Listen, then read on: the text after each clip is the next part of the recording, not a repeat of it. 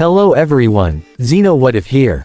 Bring in Season 2 Part 25 of What If the Transformers Were in My Hero Academia. Link in the description of the fanfiction of this What If. Listen here YouTube. I do not own anything and this is not a scam.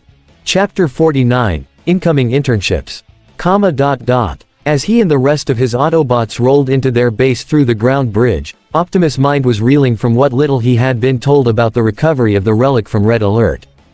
Of all Decepticons, the other two teams encountering Swindle was the last thing the Prime could have expected. Thankfully, the medic had assured him that everyone made it back safe and sound, with Relic in hand, no less, but Optimus still felt somewhat bad about the whole situation, having gone down without him even realizing it. If anything, though, it assured him that his team was strong, and all capable of handling themselves, humans included. Optimus transformed, with Bulkhead, Springer, Strongarm, Sideswipe and Sunstreaker falling in line with him as they met Red at the controls. Down below, Mina, Ajiro and Denki all rushed to keep up as well, and Roller quickly jumped up and took his place on Optimus' shoulder. Red Alert, status report. Prime requested. Everyone is present and accounted for, Prime. Red smiled knowingly. They're all outside waiting for you. Great. Denki breathed as they all started making their way outside. Can't wait to hear all about this fiasco. Mina giggled and folded her arms over her chest. Yeah, sounds like those guys got into a pretty big scuffle. She squirmed in place in irritation. I wish we were there to get in on the action. Yeah, but they got the relic back safe, so that's what matters. Bulkhead reaffirmed, giving his human partner a questioning optic. Besides, last thing they'd need is more chaos in that situation. Springer balked at his friend's statement. Speak for yourself, Bulk. I would have loved to kick Swindle's can all the way from here to Alpha Centauri. His smirk increased as he nudged Bulkhead's arm. And, come on, don't tell me y'all wouldn't wanna mix it up with Skullcruncher a bit. Bulkhead grumbled, rolling his optics with a shrug. Well, okay, maybe a little, but that's all past us now. Maybe, but they're still on this planet as far as we know. Ajiro pointed out. We could possibly run into him again. In that event, we will have to be ready to confront them, Ajiro. Optimus reasoned. No doubt Swindle will be upset that he is now stranded on this planet and, He trailed off as he saw the other half of their team all gathered outside on the field, and the children were riding out on 3 very tiny vehicles, laughing and cheering jubilantly.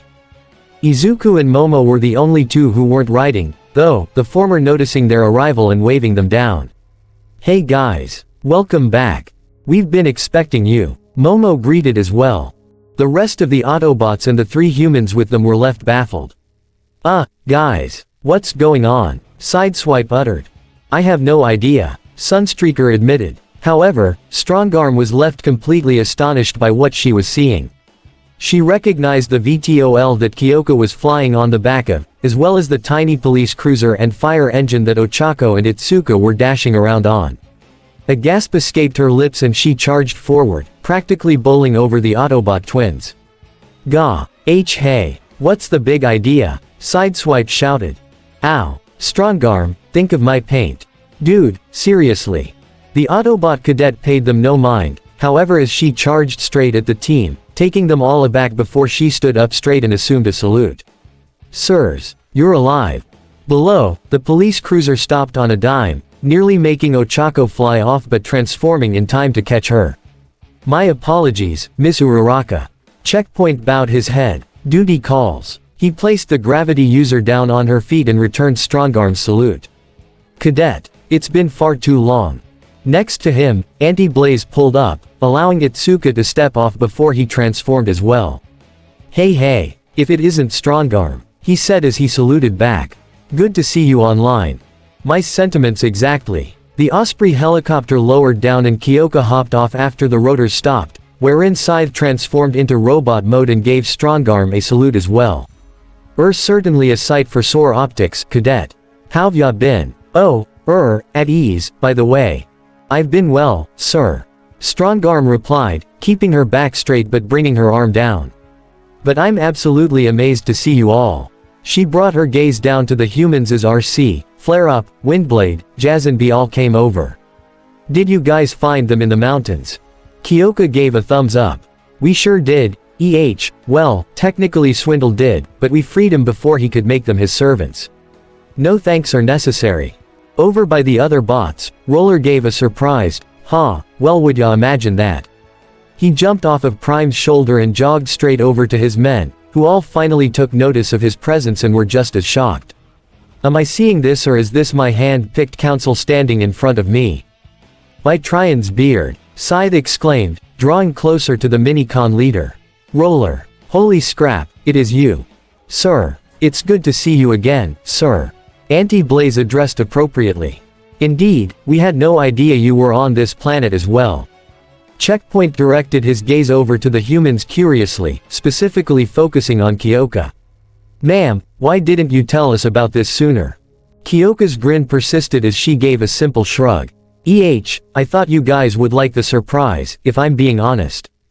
Itsuka nodded in agreement. Yeah, I mean, after everything that you've been through, you guys deserve to have some exciting news for yourselves, too. Though, now that you know about Roller, we can let it slip now that High Wire, Surshok and Grinder are on Earth, too. Ochako said with a wink. They're not here right now, but I'm sure they're gonna be super psyched to see you all here when they come back. With a short huff, Scythe mused on everything that had just been presented to him. Not only were there numerous allies on this planet, but their very own Minicon brethren had survived the Ark's crash as well. You know, today might not have started out the best when we woke up, but damn, does this make up for it? You're telling me. Anti-Blaze pumped an eager fist. Wonder if more teams survived the crash. Perhaps the racetrack team. Or maybe even the air defense team. Hearing that, every Autobot present immediately grew crestfallen, along with the humans as well. However, the council didn't seem to notice. Yes, those three would be quite the squad to run into on this planet.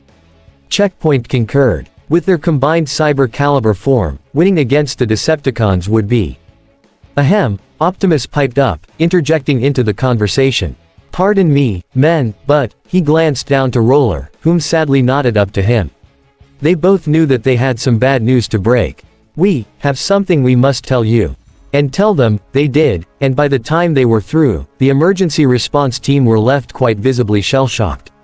Once he was through, Optimus lowered his head. I am so sorry. Anti-Blaze scowled at the ground and kicked the nearest rock so hard that it flew straight into the ocean. Gah! Decepticon cowards. Clenching a fist in ire, Checkpoint wholeheartedly agreed. They have the absolute nerve to submit three of our trusted allies to their will. I will not stand for it. That makes 3-0 us. Scythe straightened out his fingers and his hands began rotating rapidly, almost as if he was ready to fire then and there. Roller. Tell us where those cons are and we'll get runway and the others back by force if we need to. Whoa, hold up there, men. Roller raised his hands, hoping to defuse the situation before it escalated. Let's not get in over our heads here. What's done is done and there's not much we can do about it now, at least not while the air defense team is with the Decepticons. Optimus nodded in agreement. Correct. If we are to save them, then we must work to isolate them from the Decepticons themselves. Mina raised a finger to point something out. Which is easier said than done since Thundercracker is pretty much constantly holding onto them. Springer, however, wagged his own finger down at her. It's hard, but not impossible, Mina. And we've done the impossible before. The triple changer set his sights down to the frustrated Minicon team, his gaze sympathetic with a serious expression. And believe me, I know what it feels like to have your teammates taken from you. Don't worry, we'll find a way to free 'em, we can promise you that. I suppose we can't ask for much more than that. Scythe sighed, his hands relaxing as he waved up to the bigger bots. Thank ya kindly, y'all. It's our pleasure. Roller put a hand to his chest in solidarity before walking over and ushering the council to follow him. Now come on, let me give you a tour of the base. I'll show you where we Minicons usually rest our wheels. Yes, sir. All three of the emergency rescue Minicons saluted once again before following Roller inside, but Anti-Blaze paused briefly to turn back to Kyoka with a thumbs up. Thank you very much again, ma'am. I hope we get to work together in the future sometime. Kyoka laughed and returned the gesture. Haha, no problem at all, soldier. I'll catch y'all later. With that, Anti-Blaze rushed in after his team, leaving everyone else outside. So, RC, wasn't there something you wanted to give Optimus? The pink femme raised her head at the reminder. Oh, right, of course, Bumblebee. To her right, Bumblebee opened up his chest and produced the slim, black box that contained the relic, handing it to RC so that she may present it to the Prime. Optimus, we went through quite a lot to get this relic. And honestly, it was all worth it, because with its previous owner's passing, she hoisted it up and Optimus took hold of it inquisitively. You are now its rightful owner. Optimus was left perplexed, to be sure, but once he opened the box, all of his questions were answered. He gave an audible gasp, something quite rare for the Prime, as he stared at the metal feather, slowly reaching his other hand up to grasp it shakily. The humans especially were surprised by Optimus' behavior, while the other Autobots all gasped as well. Number scrapping way. Sideswipe muttered. Sunstreaker shook his head. Is that what I think it is? Red Alert, having just walked out to join them, struggled to find the proper words for such a momentous sight. It is Alpha Trion's quill. The bots all ogled the ancient relic with awe and amazement, but the 1A students were much less entranced. Some of them were completely dumbstruck by the relic's appearance, having expected something much more grand, for lack of a better term.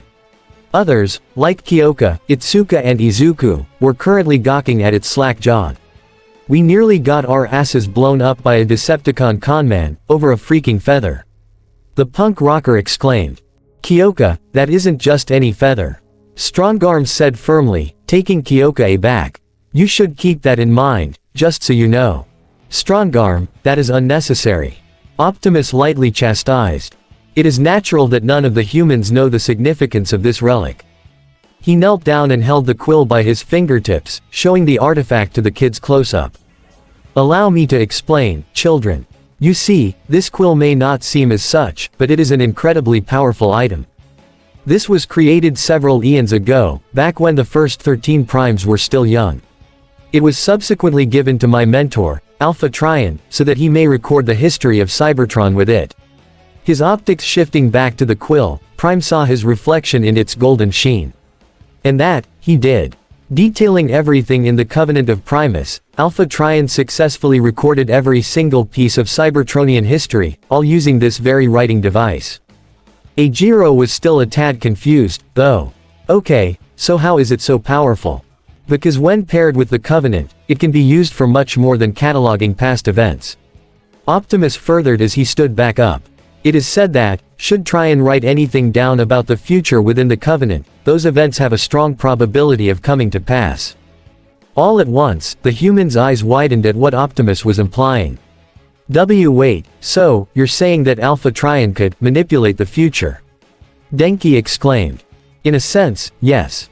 Optimus confirmed. But only slightly. Should the events he wrote clash with those that are supposed to happen, it was far less likely anything would be affected.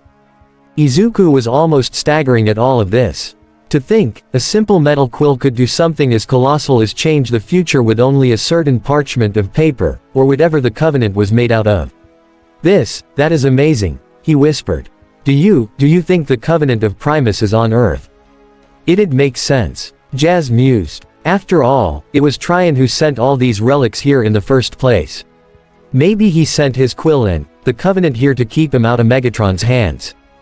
But Optimus shook his head.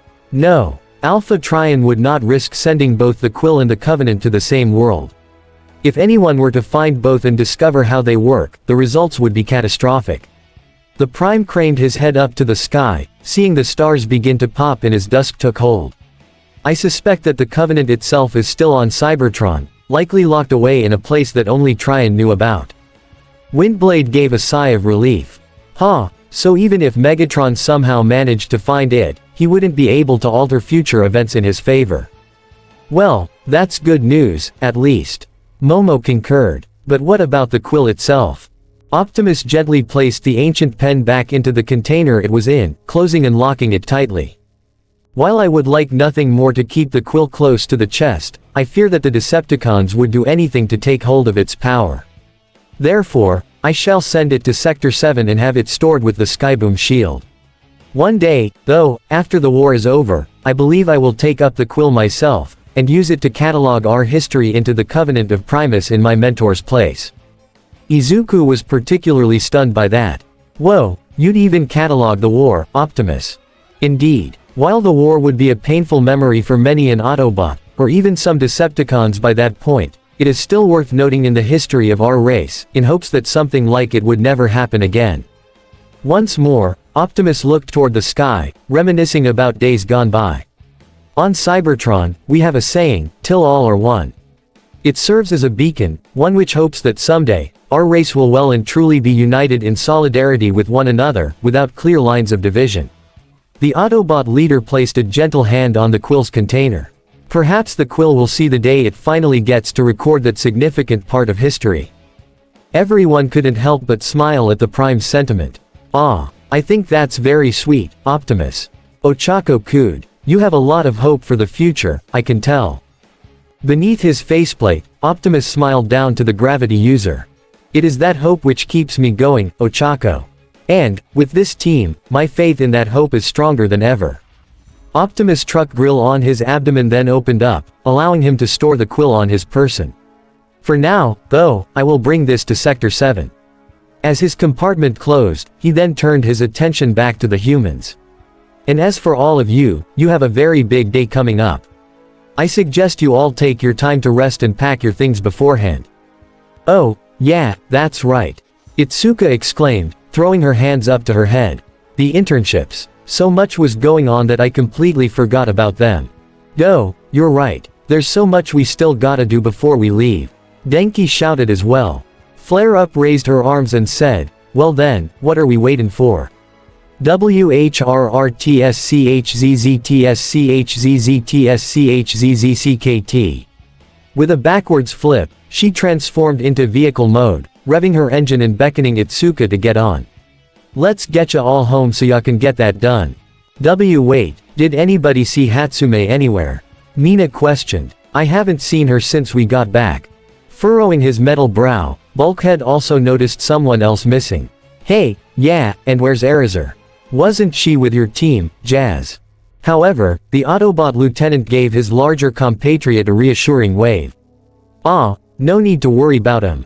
They ain't too far. Jazz pointed straight up and everyone followed his line of sight, where they were met with Eraser, in beast mode, perched on top of the base, with May right by her side. The pink-haired inventor was currently welding something into the bird bot's nest, though what it was, they couldn't tell. It wasn't until May stopped and stood up, pulling back her welding helmet, that they found out.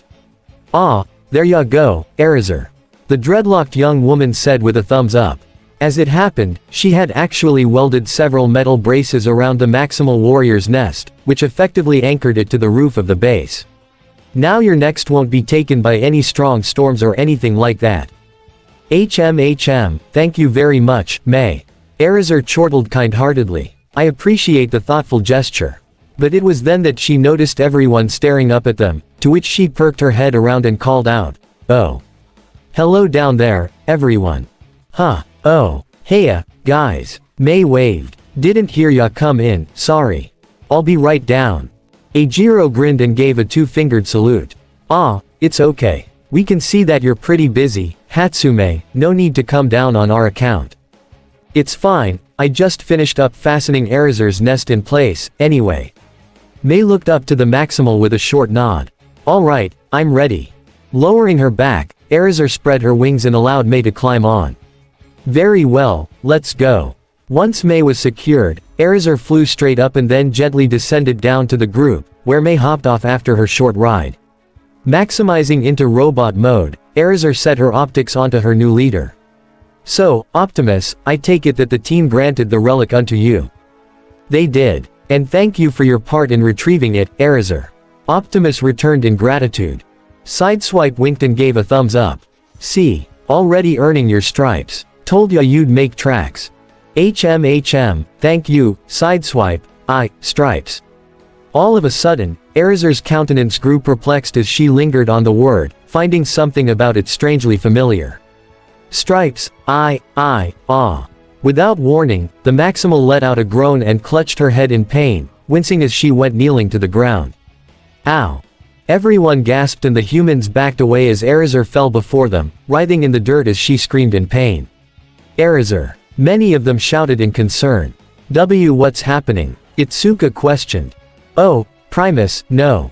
Windblade rushed forward and fell to her knees in front of Erazur, reaching her hands down and taking hold of her by the helm to lift her head up.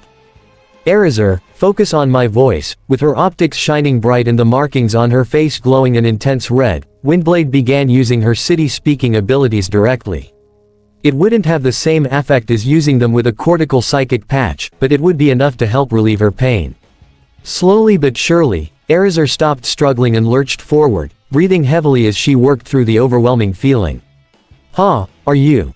Fine, I think. Erazur replied. Ochako and the girls started forward, gazing up to the Maximal in concern. Erazur. What happened? Windblade tightened her lips and vented out a breath. She had a memory surge. Her processor tried to recollect something, but with a memory core as damaged as hers, it only caused her intense pain. Setting her hands to Erazur's shoulders, she helped her teammate up and led her toward the base. We should get to work on uncovering your memories as soon as possible, so that something like this never happens again. Why, you're right, Erazur whispered before peering over her shoulder, smiling down to her human friends. It's all right, everyone, I'll be fine. I'm entrusting my care to Windblade, and all of you should do the same. Of course, Erazur. Momo smiled in approval, seeing her friends do the same. I trust Windblade, so I know she'll do a good job helping you. The city speaker chuckled and winked down to her partner. I'll certainly do my best. But really, all of you should get going now. You've got a lot to prepare for on Monday. Her words were something that all of the students could agree upon, and it wasn't long before they were all accompanying their robotic guardians toward the ground bridge. That is, everyone aside from Bumblebee, Jazz, Izuku and Kyoka, the four of them remaining outside with Optimus on purpose. Prime, I think you know what I want to talk about. The punk rocker spoke up. Indeed. Optimus nodded. A day and a half remains before you can begin your mission. Are you nervous? Kyoka shook her head in denial. No, not really. But I got something in the mail that might complicate things regarding the mission. Reaching into her jacket, she pulled out a slip of paper, lifting it up so that Optimus could see. This is a ferry ticket that was delivered to my home, along with a letter that said I was to take a boat out to a small island off the coast of Hokkaido. Apparently that's where Snake Eye's hero agency is. Bumblebee could only tilt his head. ZRTK, what's the problem? The problem is that she can't take Jazz without raising suspicion in that case. Izuku explained. The ferry captain is probably in league with Snake Eyes, so he'd report Jazz being there. Jazz winced at the situation. Yeah, and Kyoka can't drive me since she don't got a license. No easy way getting onto that island, that's for sure. Peering up to his leader, Jazz placed his hands on his hips. At least, no conventional way. We might have to ground bridge this one, Prime. Yes, you may be right. Optimus concurred, though the issue remains on how you will remain unseen throughout the duration of her infiltration. That only made the lieutenant smirk.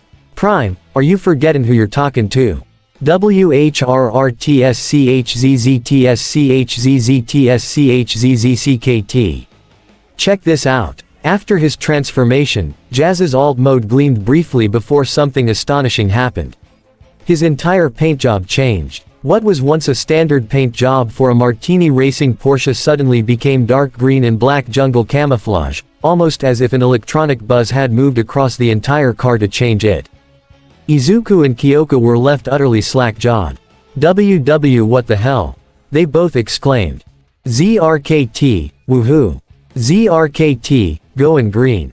Bumblebee cheered. Kyoka pointed a shaky finger up to her partner, still trying to comprehend how that happened.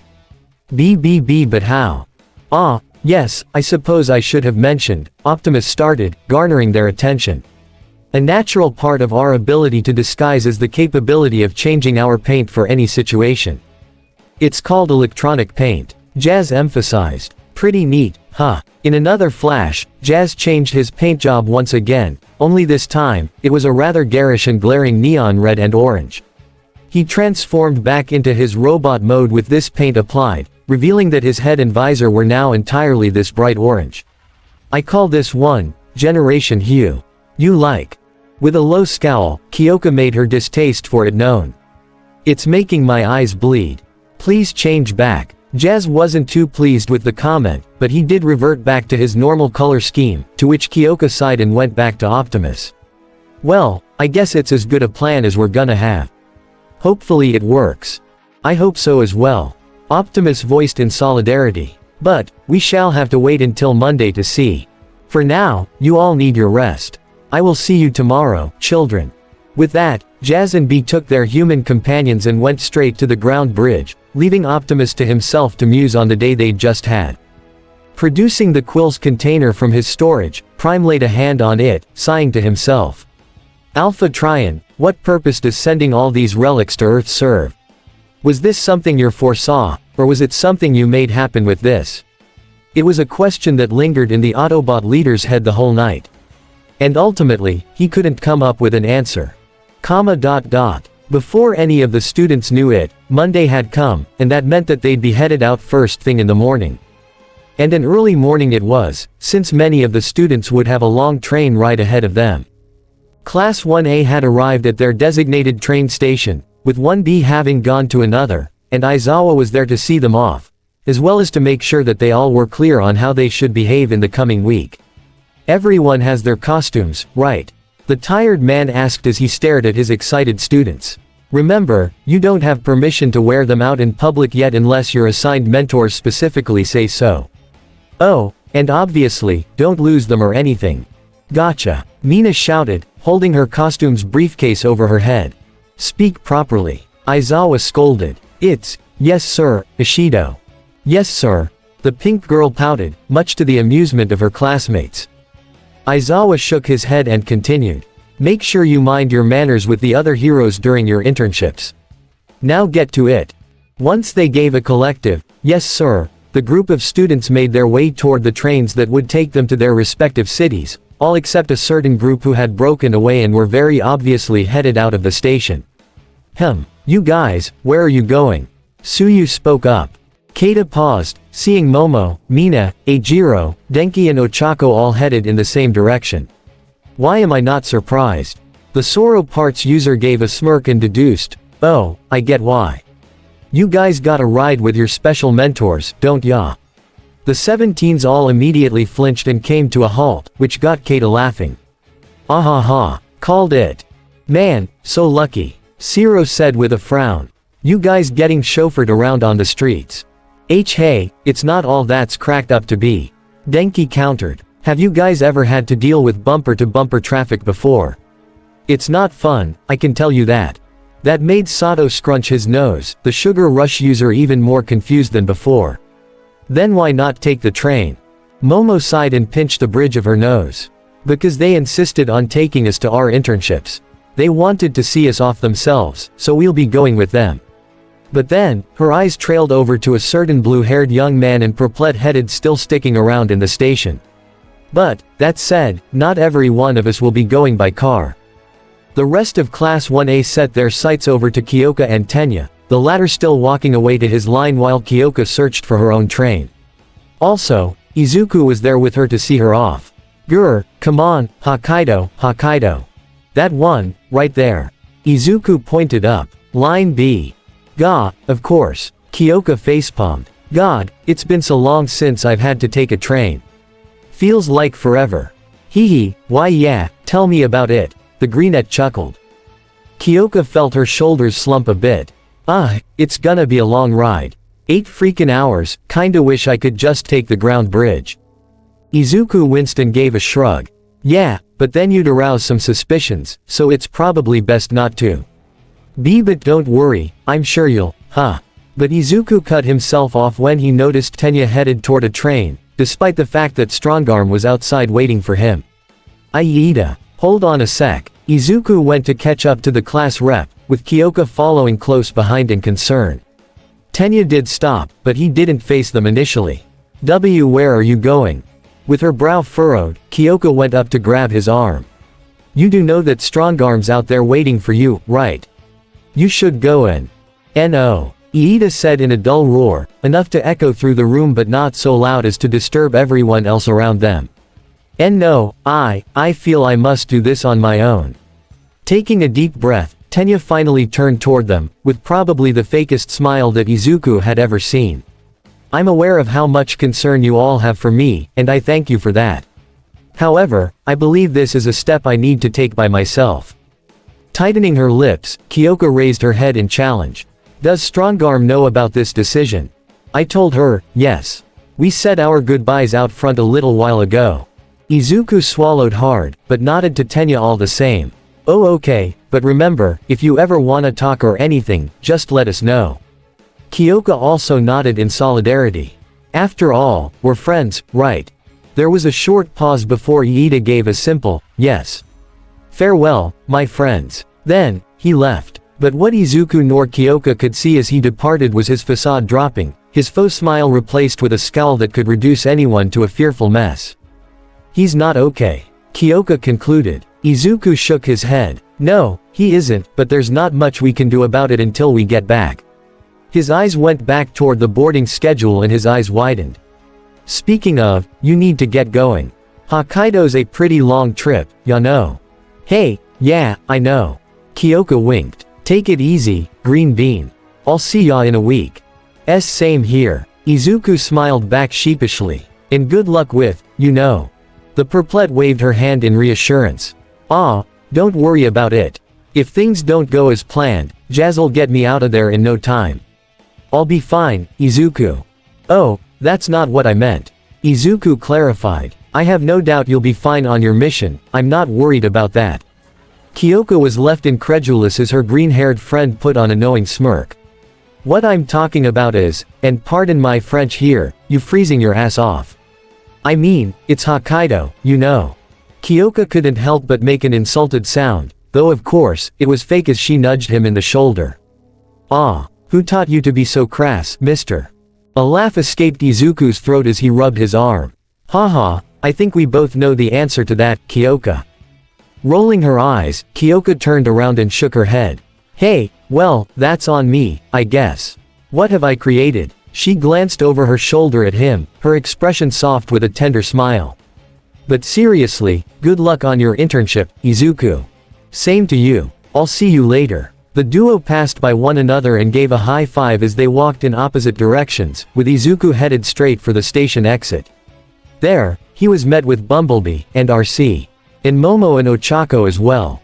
The Autobots had their holoforms activated and they were all wearing similar, cheeky smirks, which immediately notified the Greenette that they had something in mind.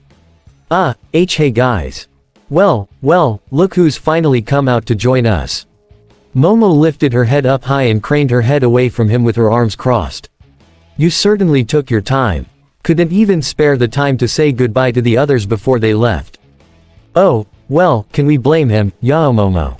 Ochako's smile widened to the point her eyes clenched shut, her happiness knowing no bounds. After all, Deku had to say a very special goodbye to a certain someone, am I right? Gulping down his anxiety as best he could, Izuku hid himself from the duo as he strolled to Bumblebee as quick as possible. I haven't the slightest clue what you're talking about, Eep. RC, or rather, Sadie, suddenly stopped him in his tracks, grabbing onto his collar and then yanking him back to them. Izuku, please, your crush on Kyoka is more obvious than your obsession with mumbling to yourself. The one for all user gave her a deadpan glare, which Sadie simply brushed off. Well, it's the truth. She's right, Midoriya, and there's no shame in that. Momo reinforced, with Ochako nodding enthusiastically next to her. In fact, we're wholeheartedly behind you when it comes to you and Kyoka. To say that Izuku wasn't prepared for that was an understatement. Why you do. Of course. Ochako bounced in place. I honestly think you two are adorable. Honestly, same. Sadie encouraged as well. Granted, I'm not really an expert on relationships myself, but you two are my friends, so of course I'm going to support you. The pink-haired femme sent the boy a wink. Just make sure you're not too late when it comes to asking her to be your conjunxendera, because you never know when someone could come in and scoop her up when you're not looking. But Sadie's wording only served to confuse all three of the students. See conjunction what now? Momo questioned. Sadie's eyes widened in realization. Oh, right, you guys probably don't know what that means. Conjunx endura is a Cybertronian term meaning life mate or spark mate. It's when two Cybertronians create a bond so deep that it goes down to their very sparks, linking them together in an eternal love. Cupping her hands together, Sadie sighed and gazed up toward the sky. I don't know if it'll happen, but even I hope I can meet my own Conjunx endura someday. Oh, I see. While Sadie didn't seem to notice, Izuku certainly took note of Brian shuffling awkwardly in place, which the greenette grinned at. Guess I'm not the only one with confidence problems, but then, something hit him as he kept thinking of what RC implied when defining Conjunx endura, and it caused his to blush profusely. Wait, hold on, so you're implying that you're hoping Kyoka and I become life partners? Yes. A high-pitched scream bellowed from Izuku's lungs and he shook his hands furiously in front of him. No way, hold on a second. I am so not ready for that kinda commitment. Momo was quick to agree to that. Yes, he's right. Marriage is most certainly not an option, especially not at this point. Now it was Arcee's turn to be confused. Marriage. That's some sorta human delicacy or something. All at once, all the teens, as well as Brian, faceplanted on the ground with an audible thud. Ochako and Momo were the first to get up and they led Arcee over to her alt mode, ready to depart for their internships. We'll explain it all to you along the way, so come on, let's go. Before climbing in, Ochako gave one last wave to Izuku, who by this point was sitting up on the ground. Take care, Deku. We'll see ya in a week. Why yeah, see you later. With that, Izuku watched as Arcee drove down the street, leaving him and B by themselves. Huh, so, you ready for this? ZRKT, as ready as I'll ever be. The Beagle confirmed, moving over and stepping into his driver's seat. Opening his passenger door, Brian jerked a thumb to the seat and called out, ZRKT, let's rev up, ZRTK, and roll out. As Izuku climbed in, though, Bumblebee put a hand to his chin, thinking over the line he had just patched together. I might just keep that. It had taken a little over 2 hours, but the boys finally made it to their destination, Yamanashi Prefecture. Not too far away from Shizuoka, but also fairly close to Tokyo. Still, the city they were currently in definitely wasn't as lively as either one, especially on the street they were on. Bumblebee glanced around as he drove down the seemingly normal road, taking note of the lack of heroes out on patrol. ZRTK, what is this? ZRTK, a ghost town. He had to admit to himself, Izuku didn't think that All Might's mentor would be stationed in a place like this at all. This town, by all appearances, was rather peaceful, with nary a villain in sight. Not quite, but it's still pretty quiet. Glancing down to his given address, Izuku pursed his lips in thought. Still, the address says that Gran Torino's based in Yamanashi, and we're getting close. ZRKT, if you say so, compadre. Man, a hero even All Might is afraid of. Izuku said, mostly to himself. Gran Torino, I've never heard of him before, but he must be incredible if he taught All Might everything he knows. Brian nodded his head. ZRKT, a true Jedi Master. Izuku couldn't help but stifle a laugh. PFF'd, I don't know about that.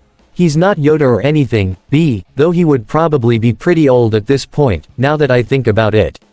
The young Quark inheritor balled his fist in determination. Still, I'm willing to learn anything he's willing to teach me. I'm sure his wisdom will be super amazing. Oh, stop. This is the address. Pulling to a halt, Bumblebee peered out of Izuku's window to see the building, and felt his jaw drop at what he saw. It was a rundown apartment building that seemed to be just barely holding together, as indicated by the caution-striped barricades set up all around it. Needless to say, Bumblebee was very skeptical about this place. ZRKT, what kinda apocalyptic nightmare is this? Maybe he just likes to live rustically. The expression that Bumblebee wore was all the answer he needed, and truth be told, Izuku didn't exactly buy his own excuse either. Oh okay, I'll admit, this is a bit fishy, but the least we can do is try to see if anyone's home, right? ZRKT, I've got a bad feelin' about this. Stepping out of the car, Izuku took a deep breath, preparing himself to enter. Just be on your guard. First sign of trouble, you step in, with your holoform. Giving a single nod, Brian moved out of his driver's seat and followed Izuku to the door, where the greenette knocked a couple times. Hello. I'm here from UA. Hi. He trailed off as he saw that the door was already slightly ajar, so he took a chance and opened it himself. Inside, the room was almost completely dark, save for the light coming in from the door and windows. It's Izuku Midoriya. I'm really looking forward to. Within an instant, Izuku lost his voice and his eyes widened in horror. There, a bit further in, he saw someone laying in a heap on the floor, a little old man in a white and yellow hero costume. There was a shattered plate scattered in front of him and, under his body, was what appeared to be spilt blood and entrails. Fear overtook Izuku as Bumblebee saw it too, the blonde holoform clasping his hands over his mouth in shock. Ah! Izuku screamed. Holy shit, he's dead. The very second he said that, the old man's head popped up, revealing his wrinkly, domino mask-clad face. I'm alive, he stated. Ah! Izuku screamed again, with Bumblebee fainting behind him. Holy shit, he's alive. The old man seemed unperturbed by shouting, though he was quick to reprimand Izuku with a kindly grin. Now, no need to be swearing up a storm, sonny. He reached for a nearby cane as he wiped the red stuff off his hero costume, which upon second glance, was actually ketchup. And what Izuku thought to be intestines were actually sausage links. Sorry, sir. Izuku bowed abruptly. Damn it, Kyoka, you are a bad influence on me. With a wave of his cane, the elderly man continued, though you really should watch out, Toshinori, we aren't alone. No, my name is Izuku Midori, ah. Thwack from out of nowhere, a dark figure suddenly leapt out of the shadows, tackling Izuku to the ground. What was that? The old man cupped a hand to his ear. I couldn't quite hear ya, Toshinori. Izuku gasped at what was currently pinning him to the floor, a ninja. One dressed in all black from head to toe with the whites of their eyes and their red pupils glaring down at him being the only color he could see. This ninja was actually much shorter than him, but they made up for it in muscle mass.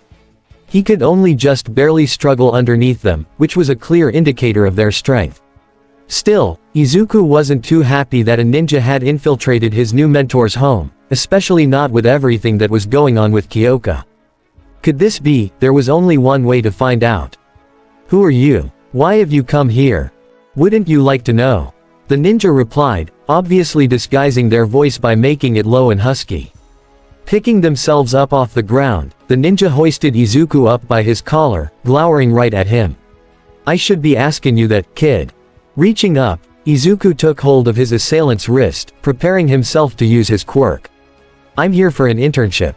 Now what do you want with Gran Torino? That's for me to know and you to never find you. Ow.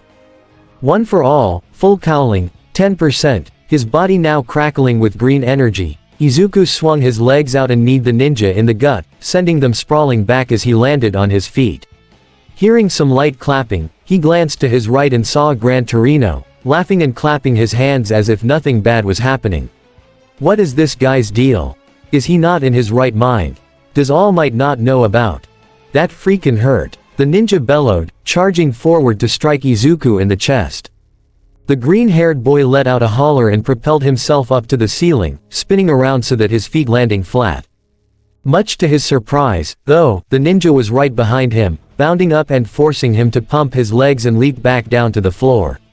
He wasted no time in doing a slide toward the other side of the room, knowing that his pursuer would still be on his tail. The ninja landed in a crouch in front of the door and slammed it shut, cutting off his escape as well as Bumblebee. You're not going anywhere after that, kid, the ninja growled. Clenching his teeth, Izuku balled his fists, ready for an intense fight. Why are you doing this? An amused chuckle escaped the ninja as they explained, hey, well, guess there's no point in being subtle anymore. You're my target, kid. That made Izuku's eyes widen, to which the ninja cackled. Haha, yep, target and the old man was just to throw you off. The ninja clawed their hands and took a fighting stance. Now, you're coming with me. However, the ninja's words only managed to fuel Izuku's suspicions. This person must be associated with him. They must have caught wind that Kyoka told us about him. Still, there was only one way he could know for sure. I'll ask again, what are you doing here? Did Snake Eyes send you? I'm sorry, who? The masked individual said, totally confused. But the student's question made Gran Torino's eyes widen, his pupils now visible under his domino mask. What? How in the hell does this kid know about snake eyes? Don't play dumb with me. Izuku burst forward in a rush of speed, which made the ninja jump away and start a chase throughout the room. So what if Kyoka told us all about him? She and the rest of us are just concerned about what his intentions are with our school.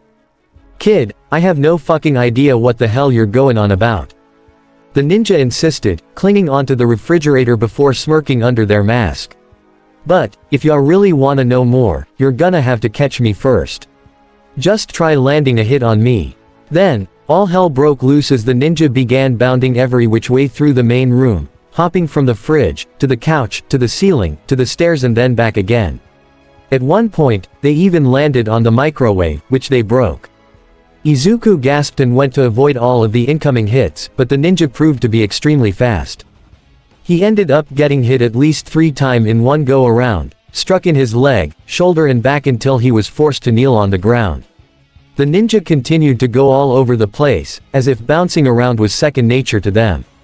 This guy's so fast, I can't get a lock on him. Closing his eyes, Izuku tried to collect himself as best he could, focusing intensely on the fight and nothing else. Come on, Optimus taught you better than this. Within a split second, Izuku could suddenly feel a rush of air coming up from his side, and his eyes snapped open. Arching himself back, he dodged one of the ninja's incoming blows at the last possible second, taking the dark-clad individual by surprise and making them tumble across the ground. Hey, not bad, kid, but you'll have to do better than 10% Detroit, SMAAAASH. Punching his fist forward as hard as he could, Izuku sent a strong burst of air directly at his foe, blowing them straight back into an opposing wall and knocking the wind out of them. The ninja went to get up, but Izuku proved to be faster in that moment, slamming himself full force into his opponent and making them gag. Taking them by the shoulders, Izuku cried out and forced them to the floor, pinning them. Gotcha. Now, tell me why you're here. Answer me, damn it. Alright, kid, that's quite enough. Flick. Izuku was surprised when, of all people, it was Gran Torino who brought things to a halt, switching the lights on and revealing everything that had went on. Everything was a mess, the couch had been knocked over, and the microwave was unsalvageable. Still, that wasn't Izuku's main priority here. What? But sir, this ninja was my test for you. Gran Torino finished, leaving Izuku even more shell-shocked as he took on a much gruffer, more serious tone. She was meant to gauge your skill in sudden onset combat. He pointed down to the ninja in question. Now, y'all wanna let her up? Wait, her. Izuku's eyes drifted down, and indeed, this ninja was definitely a woman. Her dark cloths hugging her muscular yet shapely figure was more than enough evidence for that. Putting down the facade, the woman spoke to Izuku in a softer tone, though her voice was still fairly boisterous. Hey, you weren't half bad, kid. Maybe there's hope for ya yet. Izuku could see her smirk before she puffed out her chest at him. Now, you wanna get off of me or ya getting comfortable down here? Yeah. With a profuse blush across his cheeks, Izuku leapt up and bowed his head in apology. I'm so sorry, miss. I didn't think you were. Ahahaha. The woman laughed as she performed a kip up, getting right up in Izuku's face. Relax, kiddo. I'm yanking your chain. It was only then that Izuku noticed that, despite apparently being an adult, he was actually a bit taller than her, which made it just a tad bit weirder when she reached an arm up and chopped him on the head. Don't be so serious, or else you'll never make it as a hero. Izuku swallowed nervously, but worked hard to keep his cool. Alright, of course, miss. His sights went back to Gran Torino, still perplexed at the whole situation. But I still don't quite get it. Why go through all this trouble for a test? Raising his thumb, Gran Torino explained, hey, I wanted to see firsthand how well you'd handle yourself in a surprise attack, kid. Gotta get a feel on what her reflexes are like before we start trainin' ya, after all. He scratched his bearded chin, seemingly impressed. And while a bit rough around the edges, ya do have some decent moves to ya. Course, I could tell just by watchin' the sports festival that you already honed that quirk yours and found a way to use it well. He added a small wink to that, which confirmed to Izuku that he did know about One for All. But now, it's all a matter of us and that quirk to master the next step, proper combat training. Prepare to go through hell, newbie. His eyebrows shooting up, Izuku recalled something that All Might said long ago during his first class with him. Shall we get started, ya bunch of newbies? Wow, between that and playing dumb before, they actually share a bunch of mannerisms. He really is All Might's teacher. Izuku concluded. Though he seems to be a bit unorthodox in his methods, I'll admit that getting surprise attacked like that did really get me on my toes. Pushing those thoughts aside for now, Izuku stood at attention before bowing graciously. Sir, I'd appreciate any help you can give me in honing my fighting techniques, sir. Gran Torino nodded up to him. Good, that's exactly what I wanna hear. Now, let's check up on your friend. Hobbling over to the front door, Torino reached up to the knob and pulled it open, where he saw an unconscious Brian still splayed out on his front step. After staring at him for 5 straight seconds, the elderly hero began poking Brian in the head with his cane. Hey, kid, you awake? Almost instantly, Brian's eyes flew open and he jumped up to his feet, taking a combat stance when he saw the ninja girl. Whoa, Brian, it's okay. Izuku insisted, rushing over and bringing his arms down. Everything was staged. A test by Gran Torino. She's a good guy. Hearing this, Brian tilted his head suspiciously, only for both Torino and the ninja girl to nod back to him. Yep, we're all friends here, kid. Torino affirmed. Though I've gotta say, pretty sure I wasn't talking on 2 students here. Oh, he's not a student. Izuku elaborated. Brian's just my ride here. He's a good friend of mine.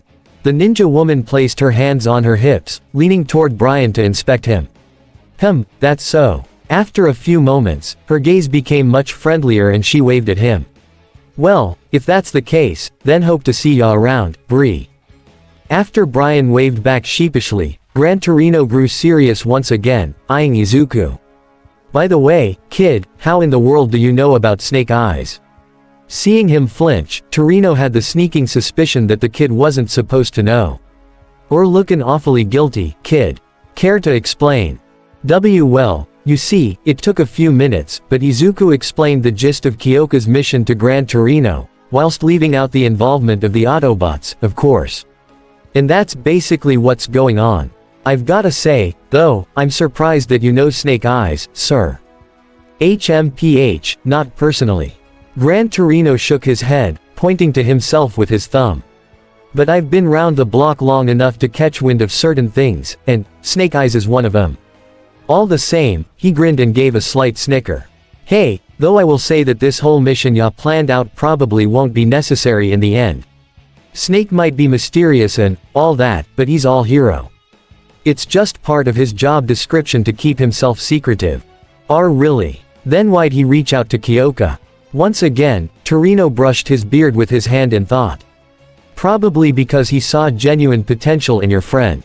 He's always on the lookout for latent talent, and from what I saw from the sports festival, her girlfriend's got it. And just like that, Izuku's complexion was red as a beet again. She's not my. Whatever. Torino waved off. Point is, ya don't got anything to worry about, kiddo. Your friend's gonna be fine. His smirk increased as he pointed up to him. But what you should be really worried about is how you'll survive this full week of training. Hee. The ninja woman crossed her arms and balking at Izuku.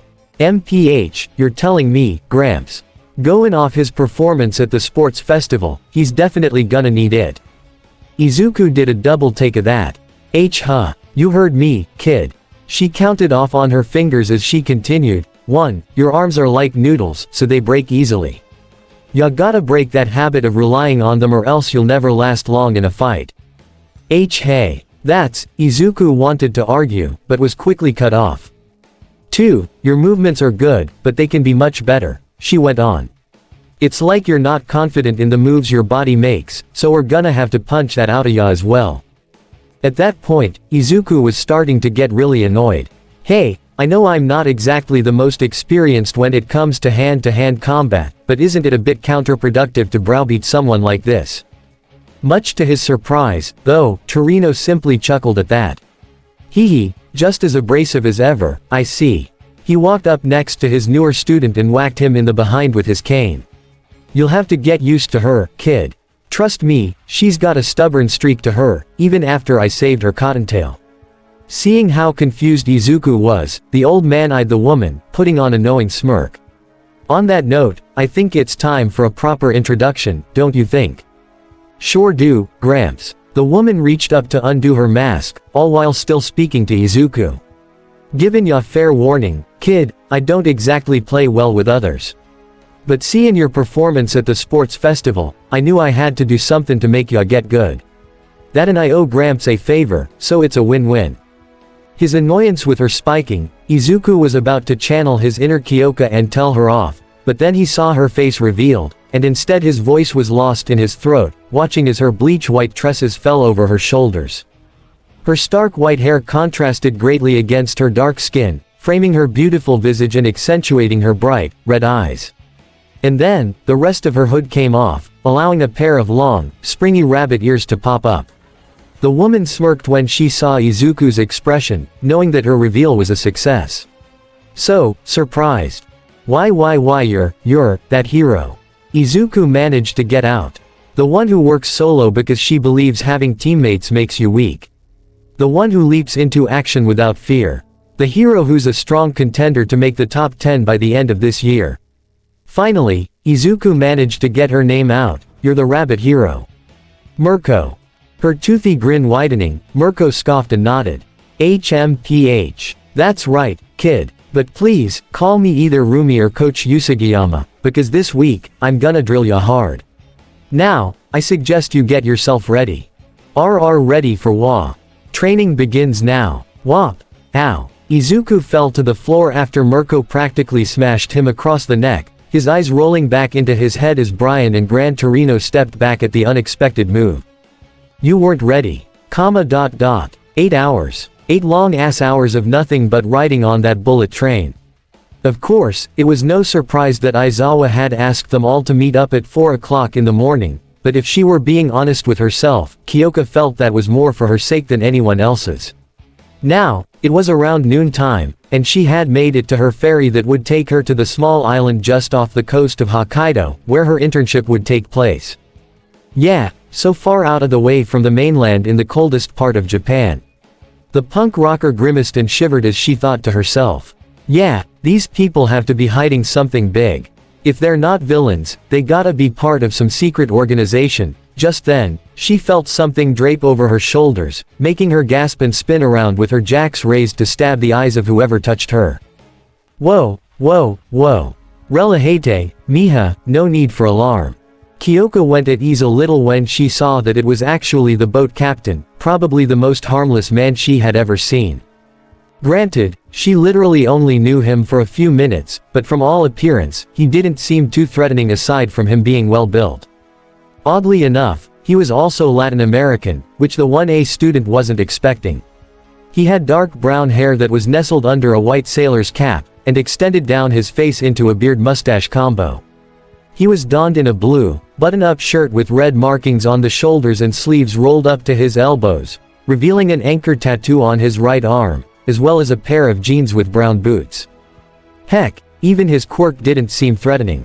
He had gills on his neck and his fingers were webbed, indicating that he could breathe and swim underwater very well. Overall, he seemed rather out of place in Japanese waters, but Kyoka wasn't too bothered by that. After all, he likely wasn't the strangest thing she'd see today. "Oh, it's just you. Sorry. Hey, no, I probably should be the one apologizing, Miha." The man took off his cap and scratched his head guiltily. "I should have given you proper warning. But you seemed so cold that I felt obliged to give that to you." Kyoka peered down to her body and saw that he had actually put a rather thick sailor's coat over her shoulders, one lined with thick cotton that was rather comfy. She also saw that it had his name tag on it as well. Oh, thank you, Captain Delgado, But the sailor raised his hand. "Please, call me Hector. I don't really care for formalities on my vessel." Lifting his other hand, he revealed to her a cup of hot cocoa, which he offered up instantly. "Here, something to warm you up and give you a bit of energy. I'm sure you're pretty exhausted after such a long journey." Once again, Kyoka was left quite surprised, but she wasn't going to look a gift horse in the mouth. Oh, thank you, Hector. As much as she wanted to wince at calling an adult by their first name, she simply took the cocoa and sipped it slowly, feeling her insides start to warm right up. This is pretty good. Thanks. Ah, de nada. Hector waved off as he turned out toward the sea. More specifically, he was eyeing their nearing destination. So, what brings you all the way out here? Not too many people visit this island, you know. Kyoka spotted the island closing in from the distance as well, furrowing her brows at it. My UA internship is out on that island. It's pretty out of the way, I know, but... Oh, you're a UA student. The man's eyes seemed to shine bright as he gazed upon her, and he recognized her upon recalling a certain recent event. Oh, see. You were in the sports festival. One of the MVPs in the first 2 rounds, if I remember right. A small blush came to Kyoka's cheeks as she gave a curt nod. Why yeah, Kyoka Jiro. Hector clapped his hands together exuberantly. Haha, yes, I knew it. You and that Izuku kid were quite the team. Thank you. Kyoka smiled sheepishly. However, it was then that Hector got back on track. Wait, so, you're saying that your internship is on that island? Yeah, you know anything about it? The earphone jack user asked hopefully. Oh, or do you know the people who own it? You could say that. Hector shrugged as the boat grew closer to the shoreline, and didn't show signs of slowing down. I've known the people on this island for many years, in fact. Kinda, mysterious bunch of people, I can say that with certainty. Don't really leave here too much unless they need to. Pursing her lips, Kyoka hummed and lowered her head a bit. I see. I'll keep that in mind. Wait. Her eyes widened suddenly when they started to approach the dock, only the ferry was still going at its normal pace. Why aren't we slowing down? Who's steering this ship? That should be obvious. Hector jerked a thumb to himself. I am. If Kyoka's eyes could bug out of her head, they would have in that moment, and it didn't take long for the captain to realize the error in his words. Wait. Don't wait. Kyoka screamed, kicking the man into high gear. Stop this freight before we beach it. Scrambling up the steps, Hector called out, Don't worry, Mija, everything's under control. After reaching the main control room, the ship captain pulled back on the throttle and the ferry immediately began slowing to a crawl, leaving them only mere inches away from the beach. Thankfully, they were still close enough to the dock for the exit ramp to go down safely, which made Hector sigh in relief. See. Nothing to worry about. Kyoka practically scrambled to take off Hector's jacket and grab her briefcase, wanting off the vessel as soon as possible. Yeah, sure, just as soon as I get off this freaking tub. The steps lowered for her and Kyoka wasted little time jogging down them, falling to her knees the moment she stepped onto the dock. Sweet dry land. She peered back up to Hector and raised a hand to him. Anyway, thanks for the lift, Captain. I'll see ya around. Wait, Chica, don't go without this. From the control room, Hector tossed down a large, bulky walkie-talkie with a long antenna, which Kyoka caught clumsily in her hands. Cell signals are pretty crappy out here, so if ya need to get off the island for any reason, contact me with that, que pasa. That made the perplet blink in surprise. No cell signal, huh? Great, that means I can't call Izuku or anyone else either. Still, she put that in the back of her mind. She still had one way of getting a signal out if she needed it. Thanks for letting me know, Hector. No problem, he replied with a wink. And just remember, knowing is half the battle. Sure. Kyoka wasn't sure what to make of that cheesy wisdom, aside from it sounding like tea came out of a Saturday morning cartoon. Still, with that in mind, she took a deep breath and proceeded forward, seeing a Japanese-styled palace towering above the thick forest surrounding it. Alright, I made it, now to bring in the cavalry. Pressing on the tracking device hidden in her jacket, Kyoka sent out the signal, hoping it would reach Autobot HQ. Meanwhile, Hector Delgado sat down in his seat, kicking his heels up on the console as he let out an apprehensive breath. Snake, just go easy on her. Tipping his sailor cap over his eyes, it wasn't long until Delgado was in a peaceful slumber, snoring all the way. Back on the mainland, the Autobot headquarters had indeed received Kyoka's signal, and that was Jazz's cue to get ready. With the first lieutenant already in his camo paint job and transformed into vehicle mode, he gave Red Alert the OK. Alright, Red, let's get down to it. With a simple nod, Red Alert programmed the coordinates of the island into the ground bridge computer. Not exactly where Kyoka was, of course, but in the same general vicinity. With a pull of a switch, the portal was opened and Jazz started through, making sure his engine was super quiet. Wish me luck. Indeed. Safe travels, soldier. Red dispatched before Jazz disappeared, allowing the ground bridge to close. Optimus, with Roller perched on his shoulder, placed his hands on his hips and lowered his head. Now, there is nothing more we can do but wait for a report. This is quite the gamble we're taking, Prime, the medic hummed. You're certain that they'll be alright? Giving an affirming nod, Optimus reasoned, Jazz's infiltration missions have almost always been successful. Rarely does he have any mishaps, and when he does, he always makes certain that his teams made it out safe. His gaze shifting back to the map on screen, Prime made his conclusion. I trust he will do the same here. Jazz and Kyoka are a firm team, Red Alert. We must have faith in them. Red Alert approached Optimus, standing by his side. It's not that I don't have faith in them, Prime, but, beep beep beep, All of a sudden, the map was replaced with a large triangle with an exclamation point in the middle, signaling an incoming transmission. It's Agent Fowler. Put him through, Optimus declared, to which his medic followed through. Within moments, they saw Fowler's face on the screen, and he seemed to be in a good mood. Ah, Prime, just the bot I was hoppin' to get. I've got something important I wanna tell you, right here, right now. However, the government agent stopped short, realizing he should rephrase that. Well, I guess not right here. I need the ground bridge open so I can come through is what I'm trying to say. Agent Fowler, I hear you loud and clear. However, we are in the middle of a critical operation. Optimus explained. One involving a mysterious force that we are investigating covertly. That's so. Well, I've got someone I wanna introduce you to, and let me tell ya, this man is great when it comes to pulling off covert ops.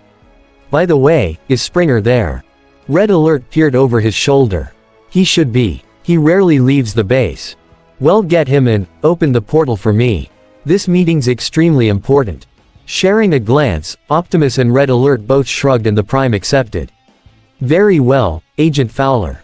We will have you through in just a moment. After programming in Fowler's location, Red Alert reactivated the ground bridge and, within a few short minutes, Fowler came through, where he was met with Optimus coming in with Springer in tow.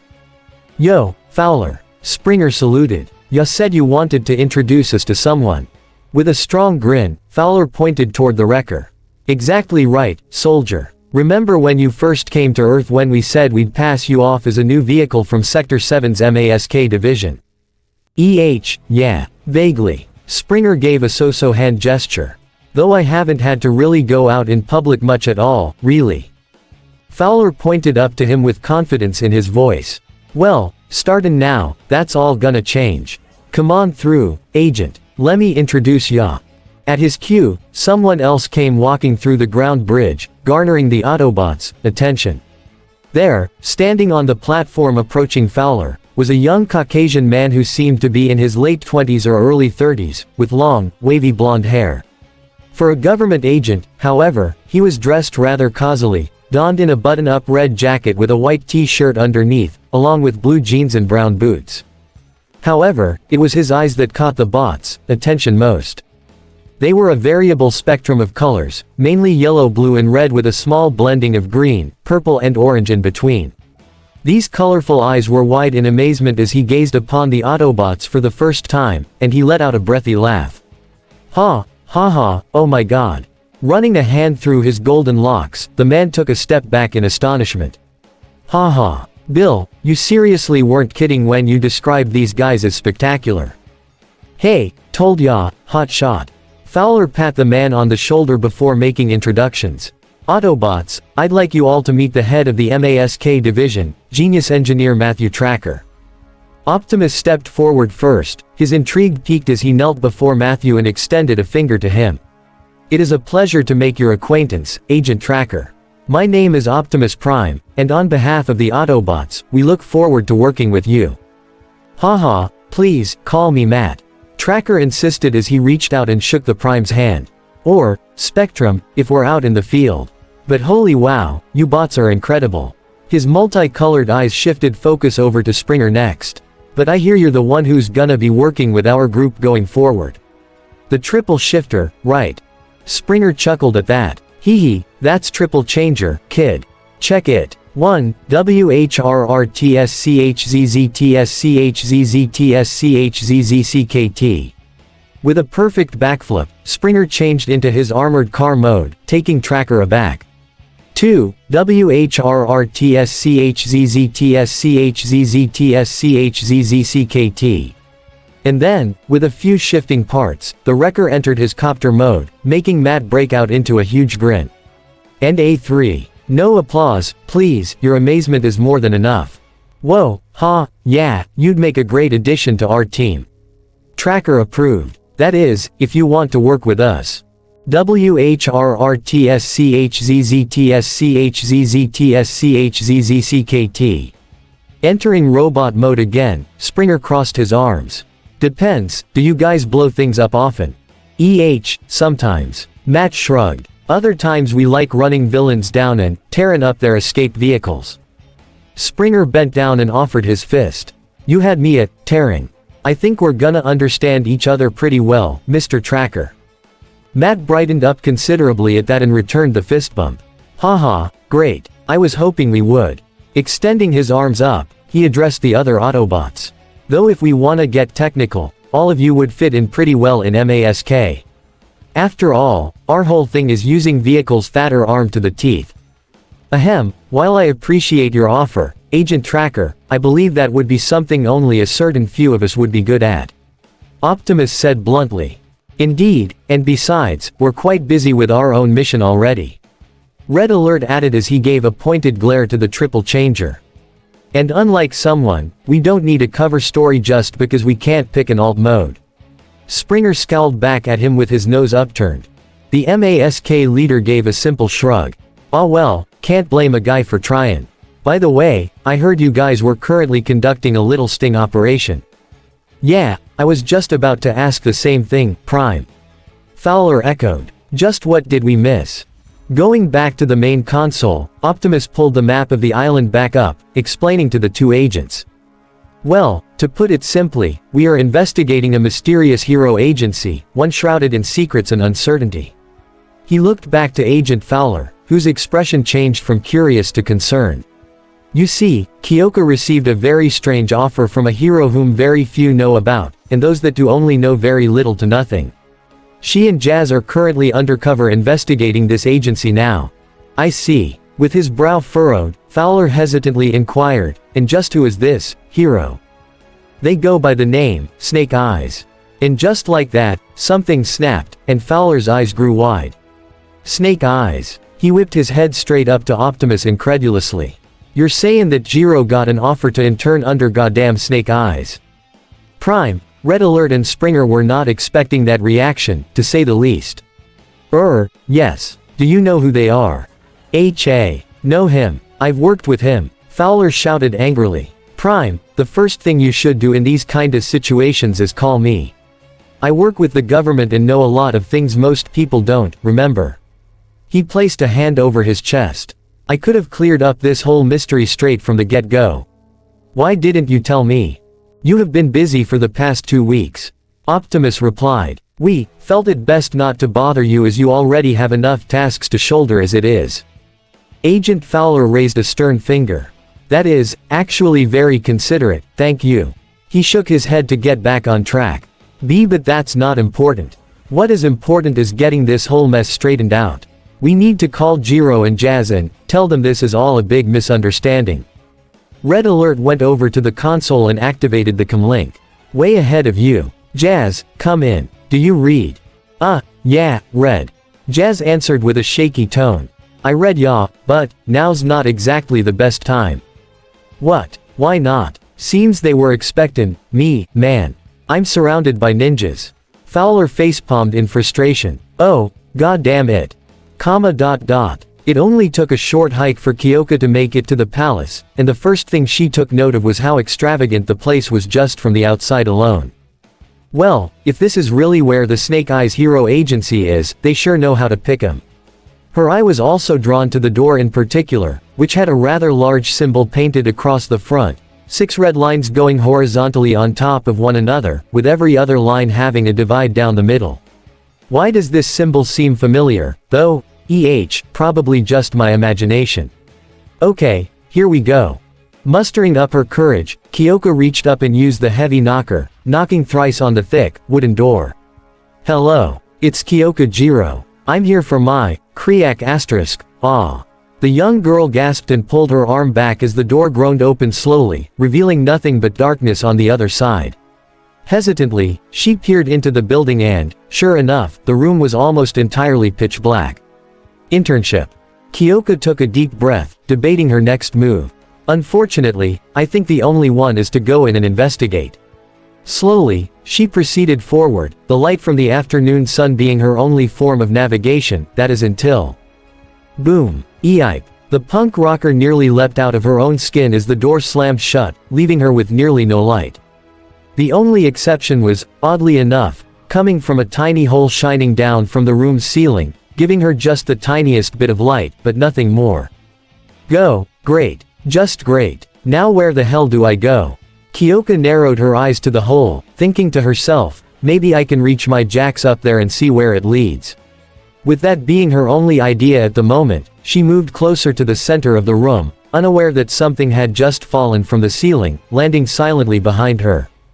At least, for a couple seconds. Kyoko perked her head up when the sound of near-silent shuffling reached her ears, and her eyes darted around the room.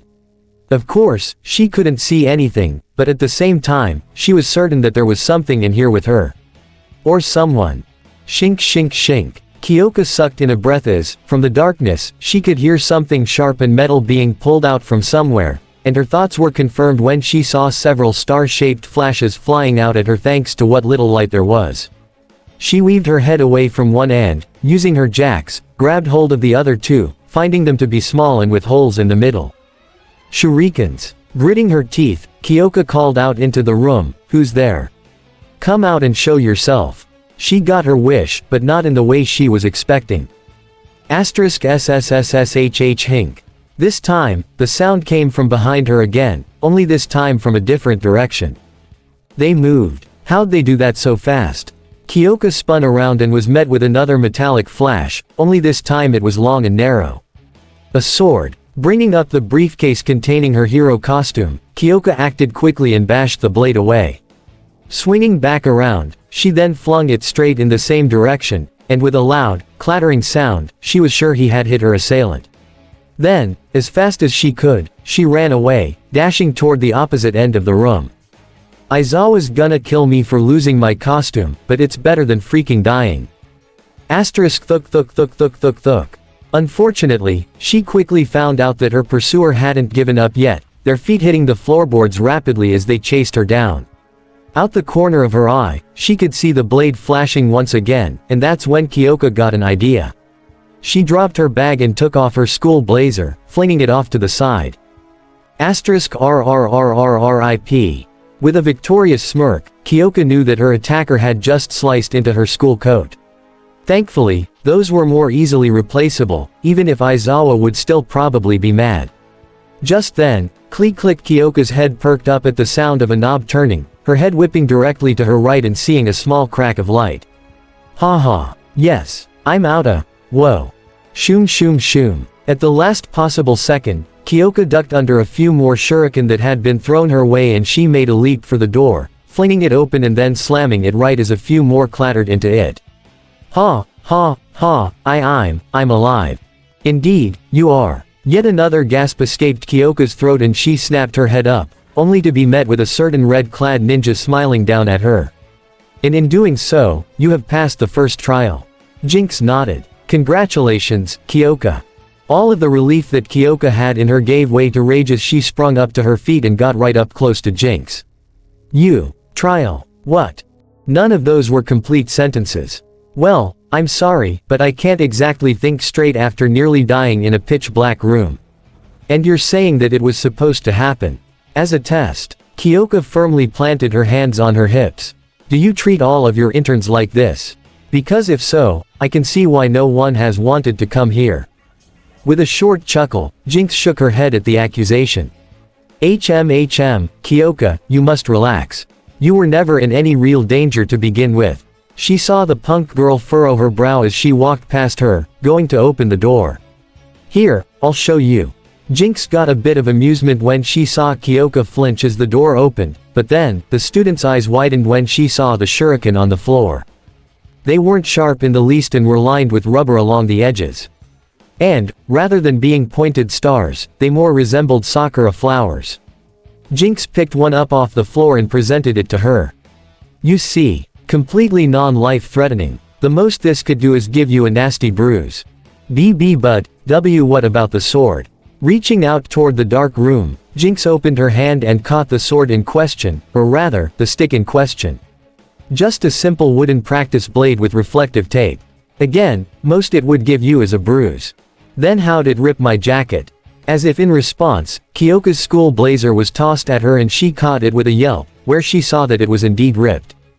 You would be surprised what my master can do with a wooden sword. Jinx answered. Don't worry, we'll fix it for you. Kyoka pursed her lips and let her jacket fall to the floor. Don't worry about it. The school wouldn't accept it like that anyway. However, Kyoka's brows sprung up once more when she realized what Jinx said.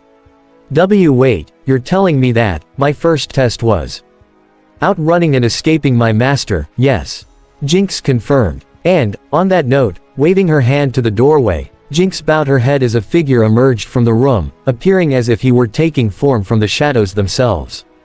He was a tall man of about 6 feet, though he wasn't big or burly in the least. Instead, his form was lean and well built with broad shoulders. He was covered from head to toe in thick, black body armor that left no skin exposed in the least, not even where his boots, gloves or helmet were concerned. Across his waist, he wore a black utility belt with several pouches, and strapped to his back was an empty sword sheath that no doubt had to be the home of a katana blade. He also had a couple extra blades stored on his left thigh, with his right thigh having a holster with an Uzi in it. And, on each of his shoulder pads, he wore the same red symbol that Kyoka had seen on the door, which only intrigued her more. His helmet was perfectly molded to his head, and while it didn't have any visible facial features, it did have one thing, a V-shaped visor that sloped forward near the bridge of his nose, with 4 ridges that swept horizontally across to and from each side. Needless to say, Kyoka was enthralled by how cool this man looked, and when Jinx spoke his name, the punk rocker knew that he was cool enough to use that name. Kyoka Jiro, Meet Snake Eyes. Chapter 50, Welcome to Ninja School.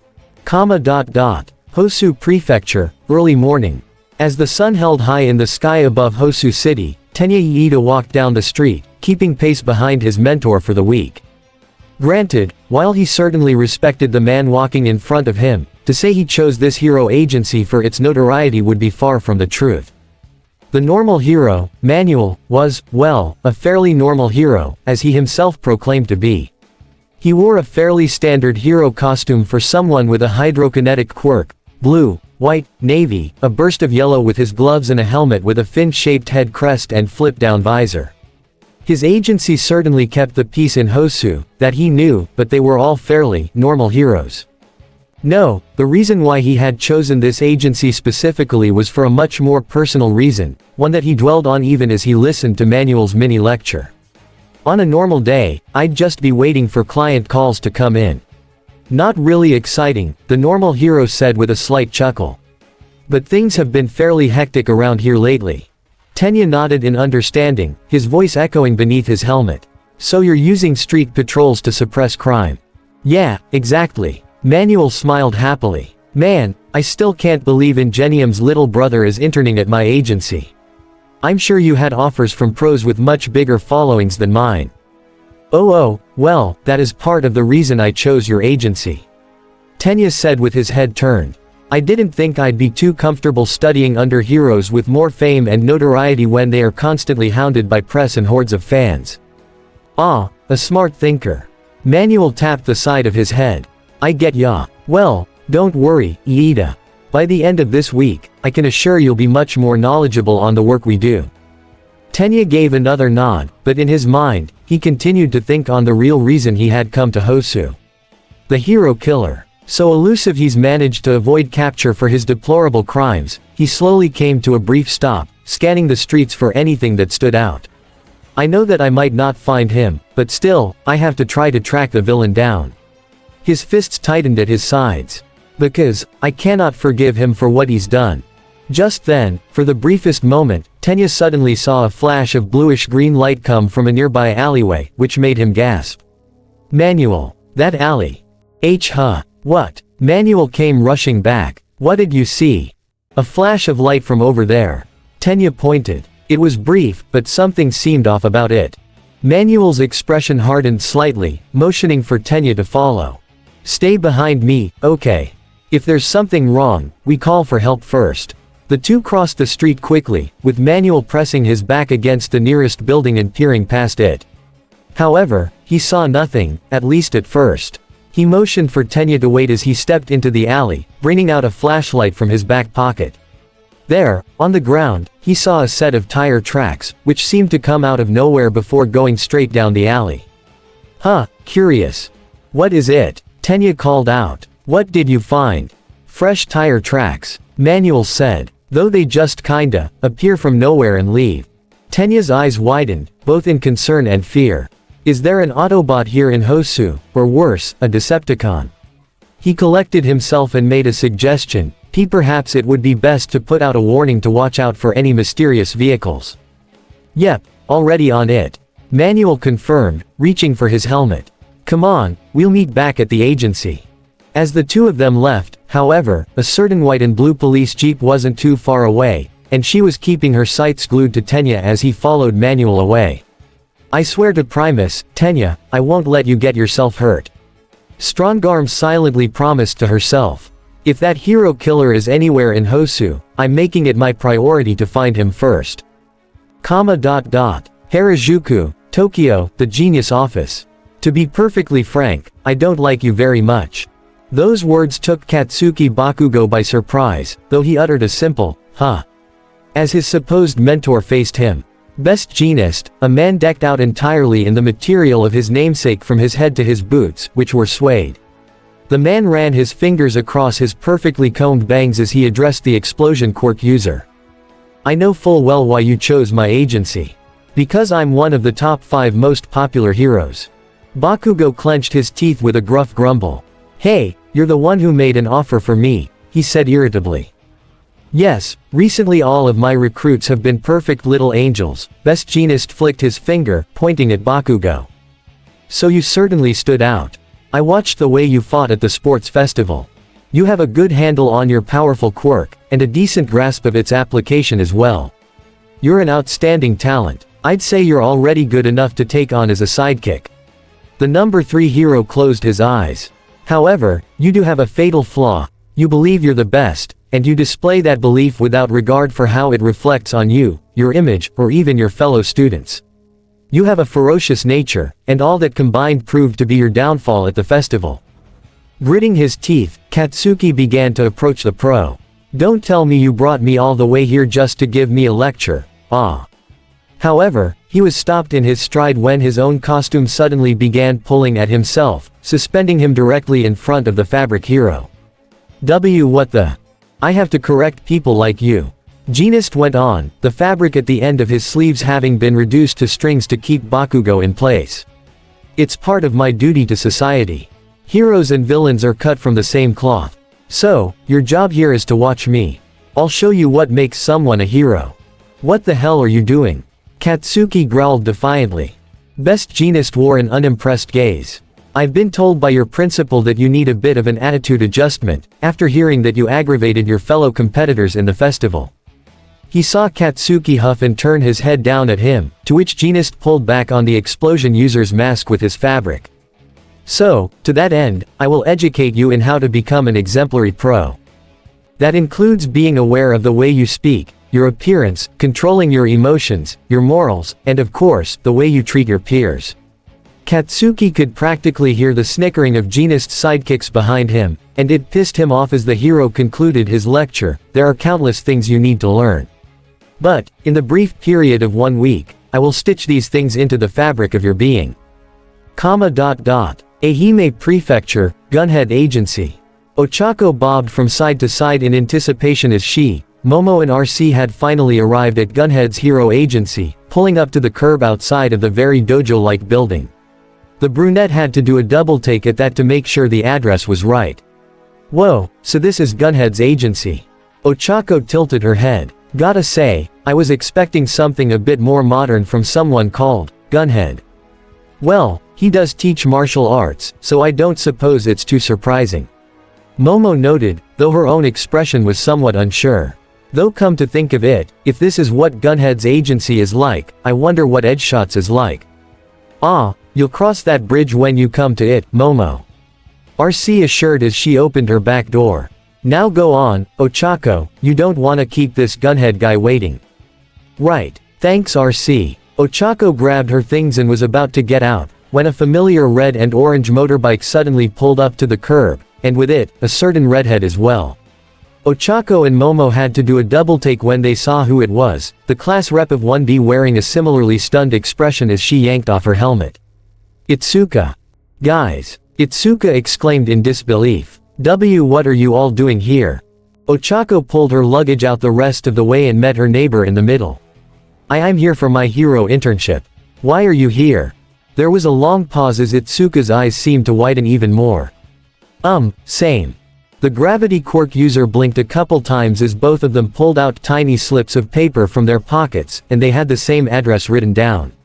No, way, Ochako and Itsuka's eyes met only for both girls to point at each other and echo, you're interning with Gunhead.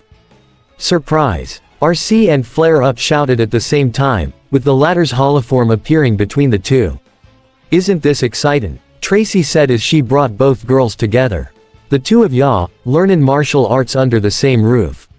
It'll be great, I'm sure of it. I had no, why didn't you tell any of us about your internship, Kendo? Momo piped up as she too excited the pink car. Ochako's eyes were somewhat upset as she pressed the matter. Yeah, I mean, it would have been really nice to know, you know. She gave the redhead a small smile. After all, we're neighbors, so we could have planned this whole thing out together. Wearing a sheepish grin, Itsuka rubbed her neck. Well, I honestly wasn't really going to go for Gunhead at first, she admitted. Initially, I submitted a form to intern under Uebami, but something came up at the last minute for her so I had to change. Whoa, that's crazy. Ochako blinked. Betcha none of the teachers were happy about that. Itsuka winced and shook her head. Nah, they weren't. Especially when they heard that she had to leave the country for an American magazine photo shoot. The big fist user gave a shrug.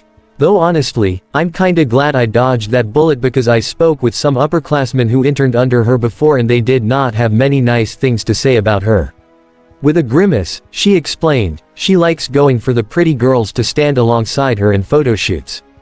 Momo and Ochako simultaneously deadpanned at that, while Sadie and Tracy grimaced alongside them. Ooh, yeah, I think you dodged a bullet on that one, the pink femme agreed. Sounds like that woman thinks more of her life as a celebrity than an actual hero. But, fortunately for Itsuka, I suggested the perfect replacement internship for her. Dashing up to the front of the dojo, Tracy jumped up high and threw her hands in the air. This lovely place. Hee, yeah, it was honestly great thinking on her part. Itsuka rubbed her neck bashfully. Honestly, I really don't know why I didn't go for this one in the first place, especially since Gunhead sent me a request. That made Ochako's jaw drop. You mean to tell me Gunhead sent you a request and you didn't jump on it? She flailed her hands at the redhead dramatically. I mean, your whole hero aesthetic is martial artist. And your quirk would go perfectly with Gunhead martial arts. A whole lot more than mine, that's for sure. Itsuka chuckled and scratched her cheek, trying to search her emotions for a reason why she hadn't gone with this agency in the first place. Haha, yeah, I guess, I was just too hung up on my performance at the sports festival, I think. Seeing everyone's confused gazes, Itsuka continued, I honestly wished I could have done better, you know. I didn't place very high in the obstacle course race and while my team did get enough points to earn a shot in the finals, we didn't really perform the best. That was Tetsu's team. Itsuka rubbed her arm, pursing her lips in frustration, all while unaware that the door was opening behind her. I just kinda felt inadequate, you know. Well, we're just gonna have to fix that, aren't we? Wah. Jumping at least 5 feet in the air, Itsuka rounded about when she heard a gravelly voice come from behind her. However, she and the other ladies were immediately met with quite a sight, to be sure. Standing before them was a very tall and muscular man, almost as tall as All Might, at least. He wore long, fingerless gloves that went almost up to his shoulders, with gun revolver-shaped gauntlets on each arm, and his chest was bare save for an open bulletproof vest.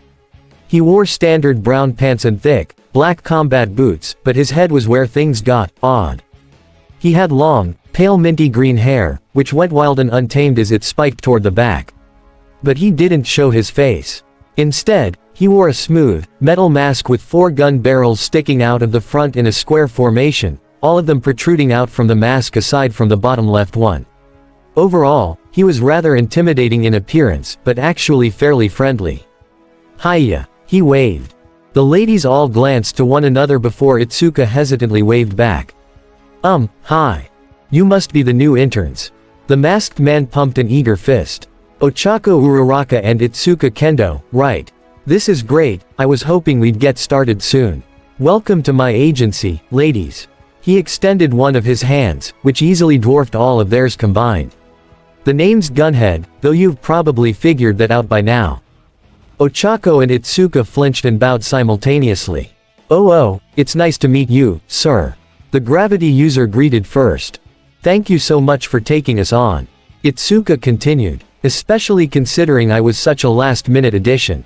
However, Gunhead brushed it all off. Don't worry about it, really. I was more than happy to add you in so soon, especially after hearing the situation from the school's end. He placed his hands on his hips as he took a more annoyed tone. If you as me, that Uwabami lady has no idea what it takes to be an actual hero. He leaned down toward the girls and held his hand up, whispering, but ya didn't hear that from me, K. The duo gave a short giggle at the man's antics but nodded in affirmation. Hee, right, of course. Great. Now, let's make this week the most productive one of your young lives, shall we? Once again, Gunhead lifted his hand. Shake on it. Once both girls shook his hand, the hero set his attention over the femmes as well. Oh, and what about you ladies? Are you perhaps their guardians? Sadie gave a small grin and waved at him. Oh, we're just dropping them off here. We're more like their personal trainers. Is that so? Yes sir, Tracy confirmed, placing her fists on her hips and puffing out her chest. We make sure to keep these lasses on their toes, that's for sure. Hee, I see. Well, you two have nothing to worry about.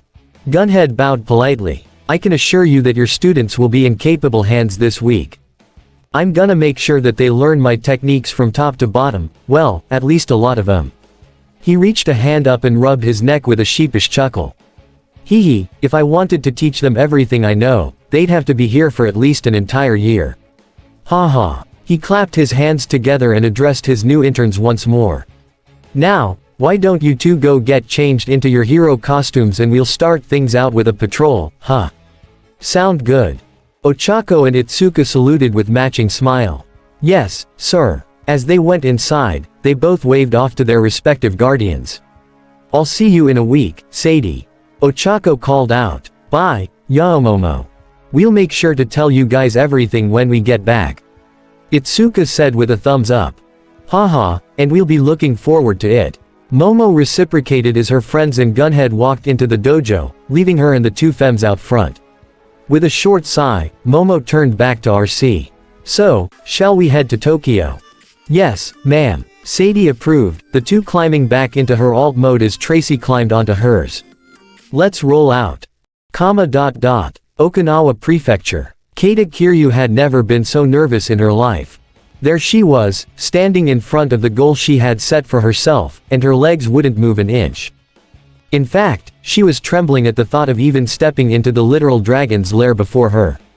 Ever since her early teens, she had been a massive fan of the Dragoon hero, and she had been overwhelmed with emotions when she saw that Yukio herself had scouted her for an internship. But, as she neared the brown multi-story building with her hero's magazine cover on a billboard on the outside, she couldn't help but second-guess herself before crossing the threshold. Could she have made a mistake? Keita thought back to her rampage at the sports festival, her nerves beginning to act up as she brought a hand over her chest. What if she meant to reach out to a different student? What if I got her name by mistake? Her teeth grit with uncertainty as her hand gripped her collar tighter, her nails almost ripping into the fabric. What if I'm not cut out for this? That last thought made her tear up. It had been her dream to become a hero as great as her idol, but the incident at the festival still weighed on her mind like a ton of bricks. Who would want someone like her, whose quirk could be dangerous at best and unpredictable at worst? She swallowed hard, choking back a sob as she spun around on her heel, her head hung low.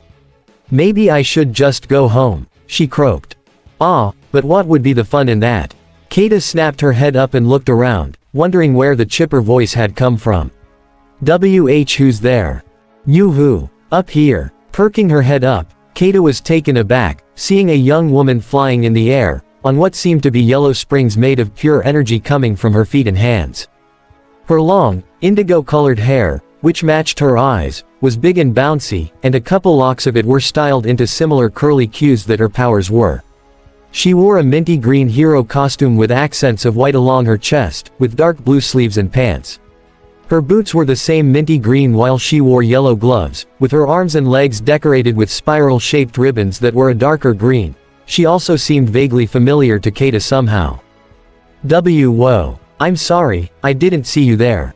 Keita took a step back, allowing the girl to land as she stared at her in confusion, silently, for about 10 seconds. I'm sorry, but do you work here? Nothing. Hello. What she got next was something she never would have expected to hear from anyone. Can your teeth bite through rocks? Because they seem pretty sharp.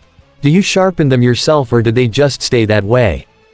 They pretty much have always been like that. Neat. Oh, is it part of your quirk? Because I have a feeling the gray skin is part of that, too. That made Keita furrow her brow a bit. She was always cautious whenever the topic of her rough skin came up, namely because it was always what she was teased about back in elementary school. Yeah, you'd think that'd be obvious. I have a dinosaur quirk, so the skin kinda comes with it. The blue-haired girl just seemed to smile that off. I shoulda guessed. She rubbed the back of her head. But ya never know. These days, you see all kinds of people around. I think it's pretty fun, don't you? Her words only confused Keita further. This girl appeared older than her, but she seemed a lot more oblivious to things. She was about to speak up when, without warning, the young woman took her by the hand and began leading her inside.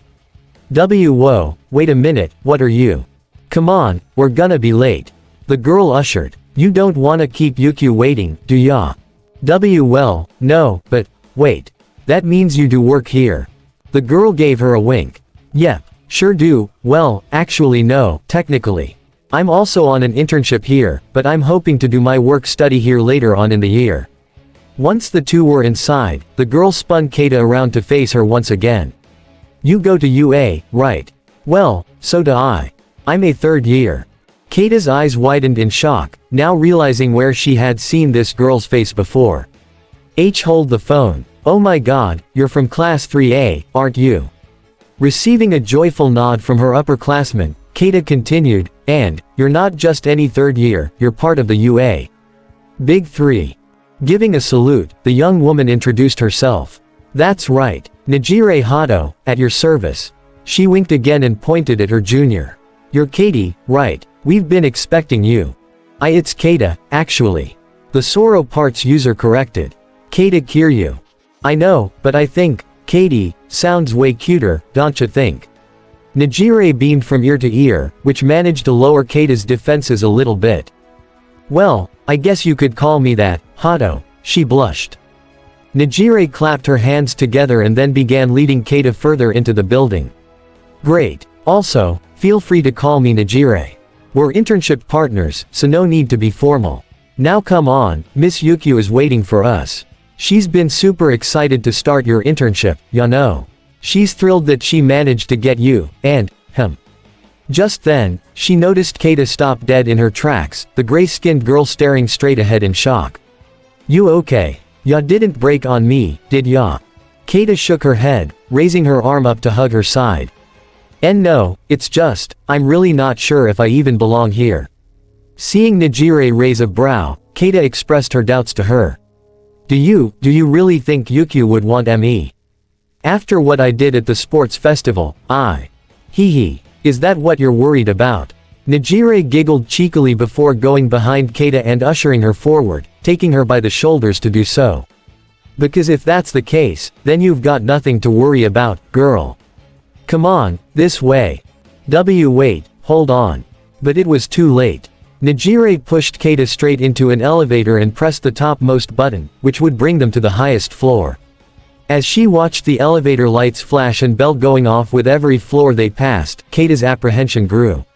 And right as they reached the second floor, I can't do this. She curled up in the corner, staring fearfully as the doors opened for them. It was a mistake to come here. No, it was not. Najire pressed, suddenly taking on a very serious countenance as she brought Keita to her feet, leading her out into the hall. Katie, you gotta have more confidence in yourself if you wanna be an intern here, let alone a hero. Her smile came back as the two girls neared a pair of double doors near the end of the hallway. That was one of the first things I learned when I interned here last year. And with time, I'm sure we can get that confidence built up in you in no time. Much to Keita's dismay, Najire reached up and knocked on the door, calling out, Yukio. It's Najire. I brought the new intern. Ah, good. Come in, Najire-chan. Keita felt a surge of fear go through her, hearing Yukio's voice, but also a slight bit of confusion as well. Najire-chan. Yep, that's my codename. The blue-haired third year confirmed. Pretty cute, right? Now, without warning, Najire flung the door open and then used her spiral quirk to propel Keita inside, taking her off guard. In ya go. And best of luck. Skidding to a halt, Keita spun around on a dime to try and leave. And no, wait, I'm not ready, slam. Great. Oh, there you are. All at once, Keita's throat hitched up and her back straightened up, the gray-skinned girl paralyzed with fear. It took all her power to shakily turn her head toward the other end of the room, and there, sitting at a large work desk, was her idol. The dragon hero, Yukio. I'm. Yukio smiled gently and stood up, circling around her desk. Keita Kiryu from UA's Class 1A. I've been expecting you, hun. Keita's lips parted, stunned by the woman as she stopped right in front of her. Why you were. Of course, I sent you and several other hero course students requests for internships, didn't I? The blonde heroine sent Keita a wink. Of course, I expected Najire to respond since she interned here last year, but you're the only other student who signed on. She spread her arms out and declared, so, on behalf of my agency, I welcome you. I hope you'll find your time here informative and enjoyable. So it wasn't a mistake. Yukio's eyebrows rose in surprise as, right there in front of her, tears were falling down Keita's cheeks, a relieved smile spread across her features as she clutched her chest. You really wanted me here. Seeing the vulnerable state she was in, Yukio sent her a reassuring smile, bringing a comforting hand down on her shoulder. Of course, I did, Keita. Here, she reached into her pocket and took out a handkerchief, handing it to Keita. Dry your tears. There's no reason to cry, after all. I'm sorry. Keita sobbed lightly as she dried her eyes. It's just, you're my all-time favorite hero and, when I saw your offer, a part of me felt like it had to be. A mistake. No, my dear, it wasn't.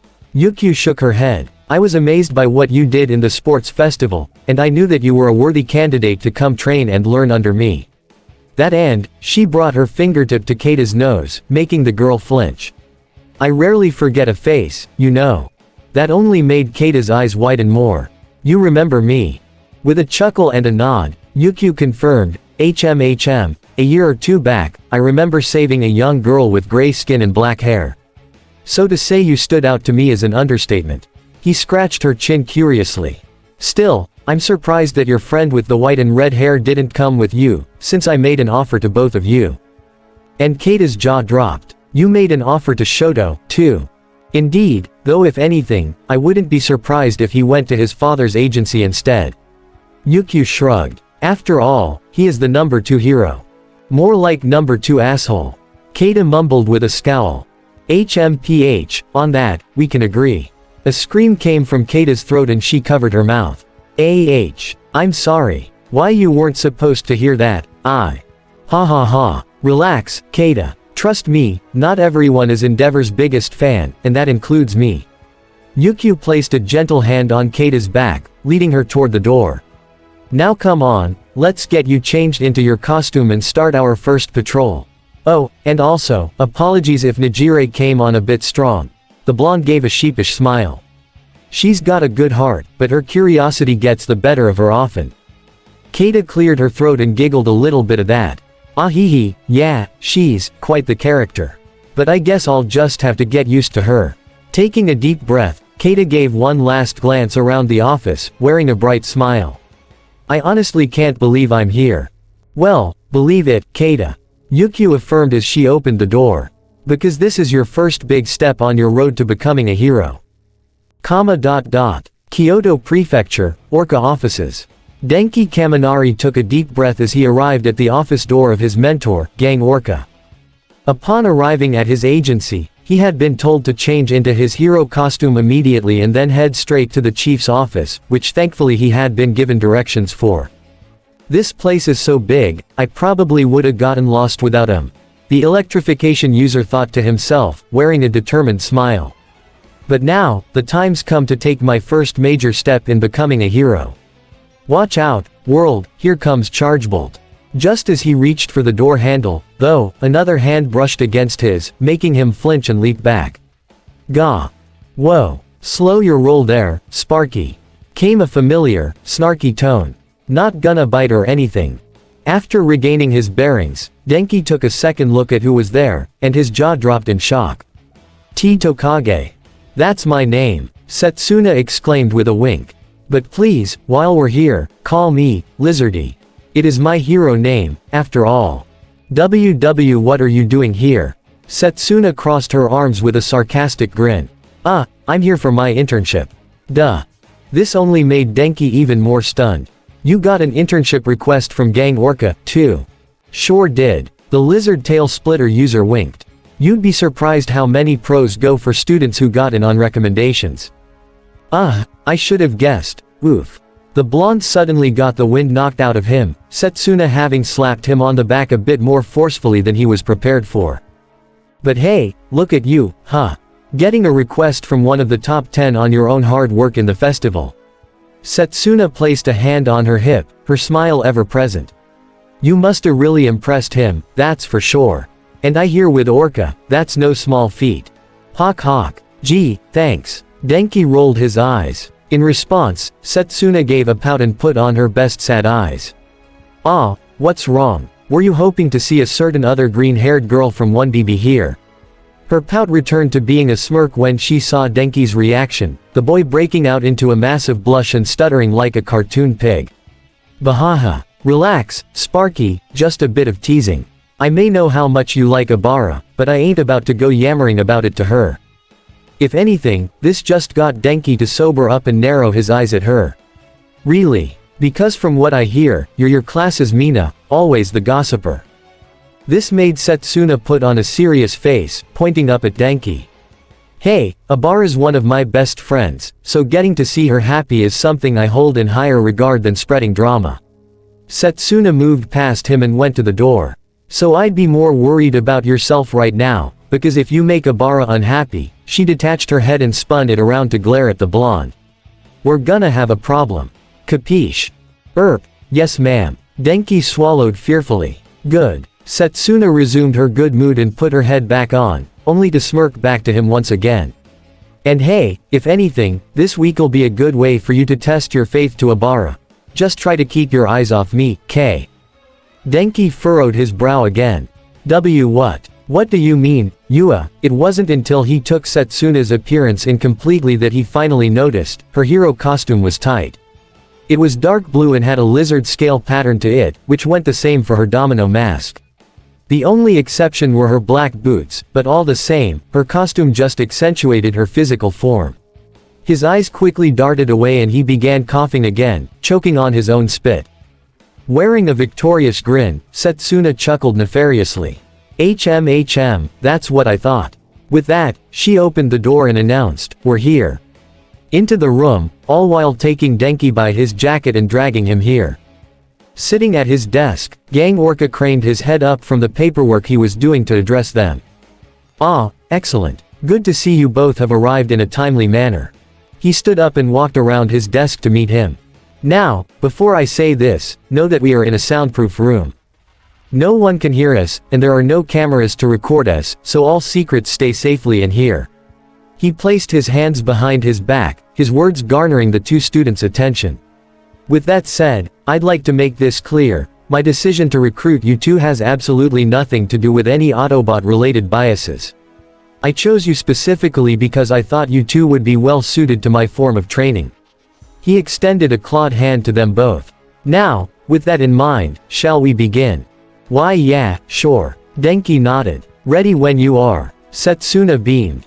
Only for Gang Orca to change his attitude on the spot, his eyes widening and becoming bloodshot.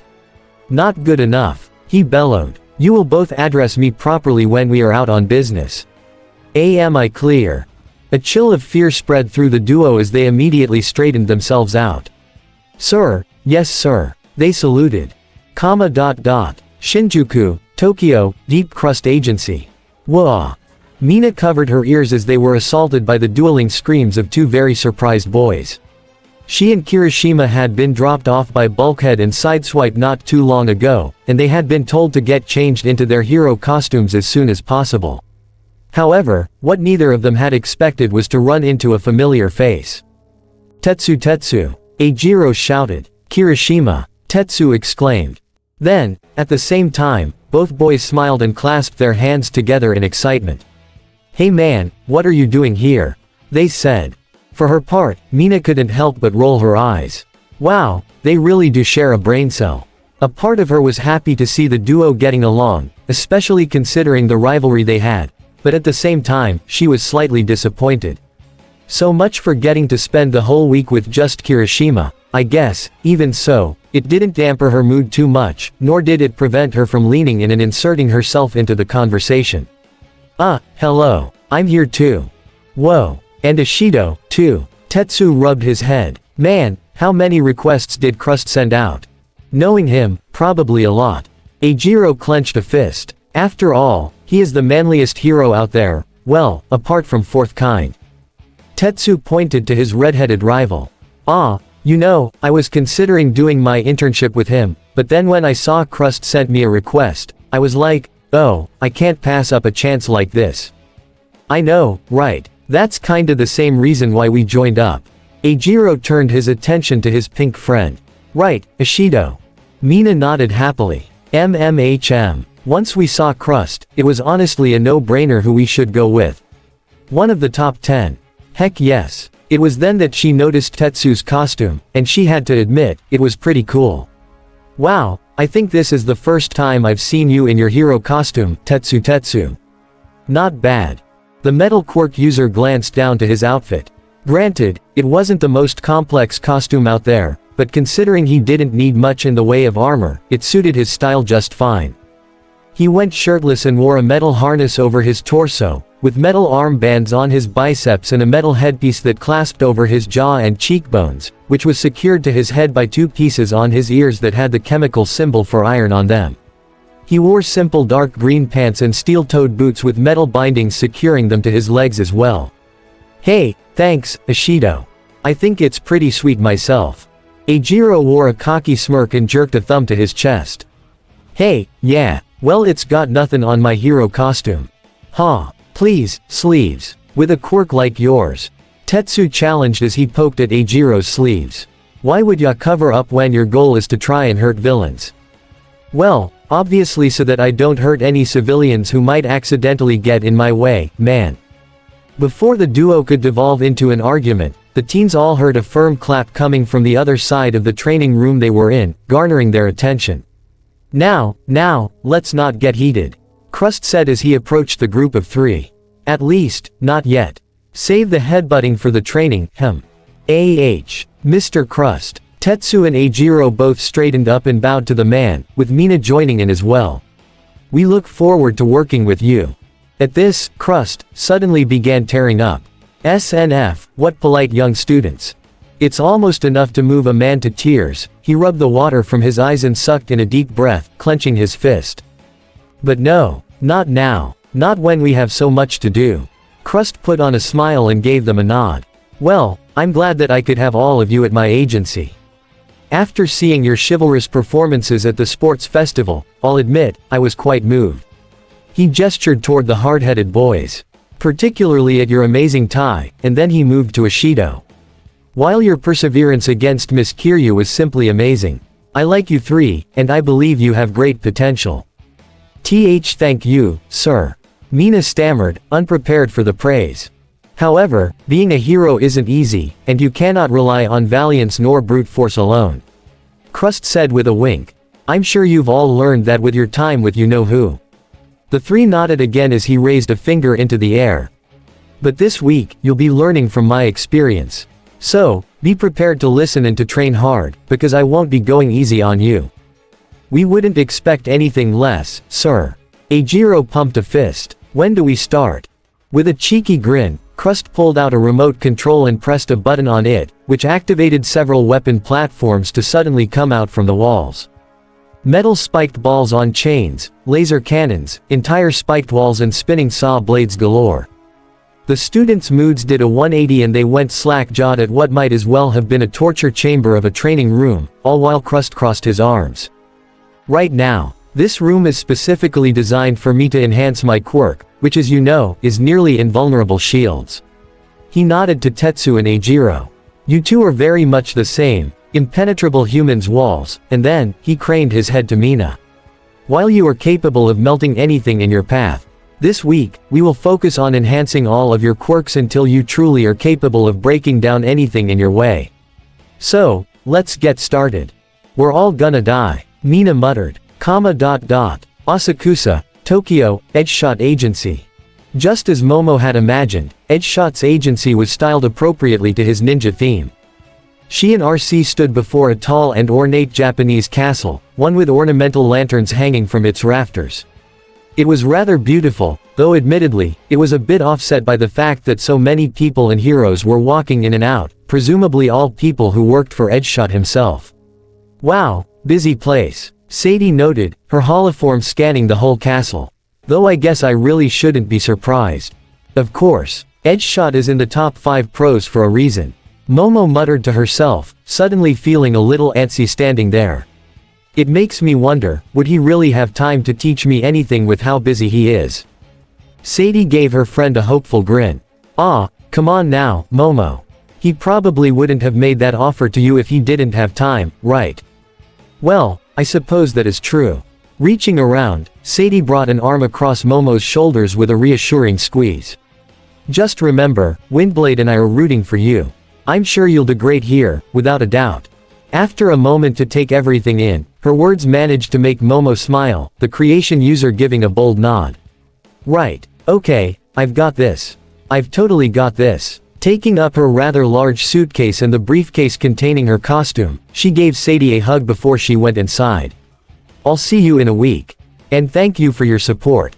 You're more than welcome. Sadie hugged back, giving her friend a gentle pat. Now go on, I'm sure he's waiting for you. With one final wave, Sadie watched as Momo sent into the agency building, leaving her to sigh and climb back into her alternate mode. And there they go. Pulling back her hair, the femme had to take a deep breath, letting it all settle in. Primus, if I was human, I'd probably be crying at this point. But, we've done everything in our power to get them here, so now it's time to let the heroes train them for a while. RC started herself up and proceeded down the road, intent on returning to base. Meanwhile, Momo was strolling into the main foyer of the building, walking right to the front desk to check in. Hello, I'm Momo Yaoyorozu from UA. Hi, I'm here about my internship with Mr. Edgeshot. The teller at the front desk brightened up immediately. Oh, Miss Yaoyorozu, we've been waiting for your arrival. She gestured over to the nearby elevator. Mr. Edgeshot should be in his office at the moment on the 5th floor, though he's currently in the middle of a meeting. He should be done soon, but I've been told to tell you to change into your costume as soon as possible, okay? Yes, thank you very much. Momo bowed politely before heading right toward the elevator, taking a quick ride up to the 5th floor. Once she was there, it didn't take her long to find out which office was Edgeshot's, as the large, oak door with golden ornaments grafted onto it was more than enough of a tell. However, what she didn't expect, was the girl who was also standing at that door. Shiozaki. Indeed, standing directly at the door was Abara, the 1B student wearing what must have been her hero costume, a white silk robe with open-toed sandals. Rather simple, in Momo's opinion. Abara's eyes widened when she saw her schoolmate as well, though she seemed more prepared to see her. "Ah, Yaoyorozu. I was wondering if I would get to see you today. Don't tell me, are you interning under Edgeshot, too?" "Oh, haha, no I am not." Abara shook her head, pointing to the large door. "Rather, I'm interning with Kamui Woods. He's in the middle of a meeting with Edgeshot and MT. Lady as we speak." Momo nodded in understanding. "Ah, I see. That makes sense. You're and his quirks are somewhat related." She gave a smile to the Vine user. "So, do you all plan on staying here for a while?"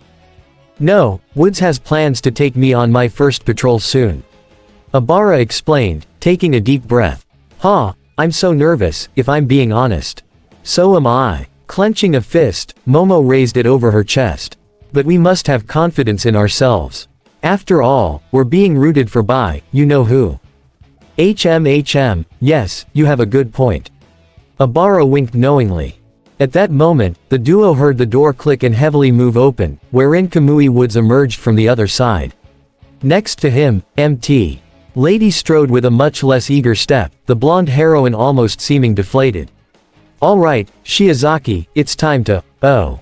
Kamui cut himself off when he noticed Momo, which garnered MT. Lady's attention as well. "Yaoyorozu, it's good to see you again." "Mount." Lady managed to put on a smile and wave to the student. "Heya, girl, what's going on?" "Oh, just arriving for my internship."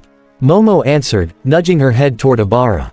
"Shiozaki and I were just discussing what our internships will entail, seeing as you two and Edgeshot do tend to work a lot together with your team and all." The wood user folded his arms. "I see. Well, I'm sorry if this comes as a disappointment, but I don't think you two will be seeing much of one another this week." He craned his head toward MT. Lady, who gave a small shrug. "You see, when it comes to the lurkers, we usually group up together when there is a very serious threat, and we want to keep you girls as far away from those as possible." Kamui clenched a fist over his heart. "After all, this week, you are our responsibility, and if anything were to happen to you, not only would we feel terrible, but the school would be very cross with us as well." Yes, I can see your point there." Momo hummed in thought. "Mount." Lady leaned forward, holding up a finger to them.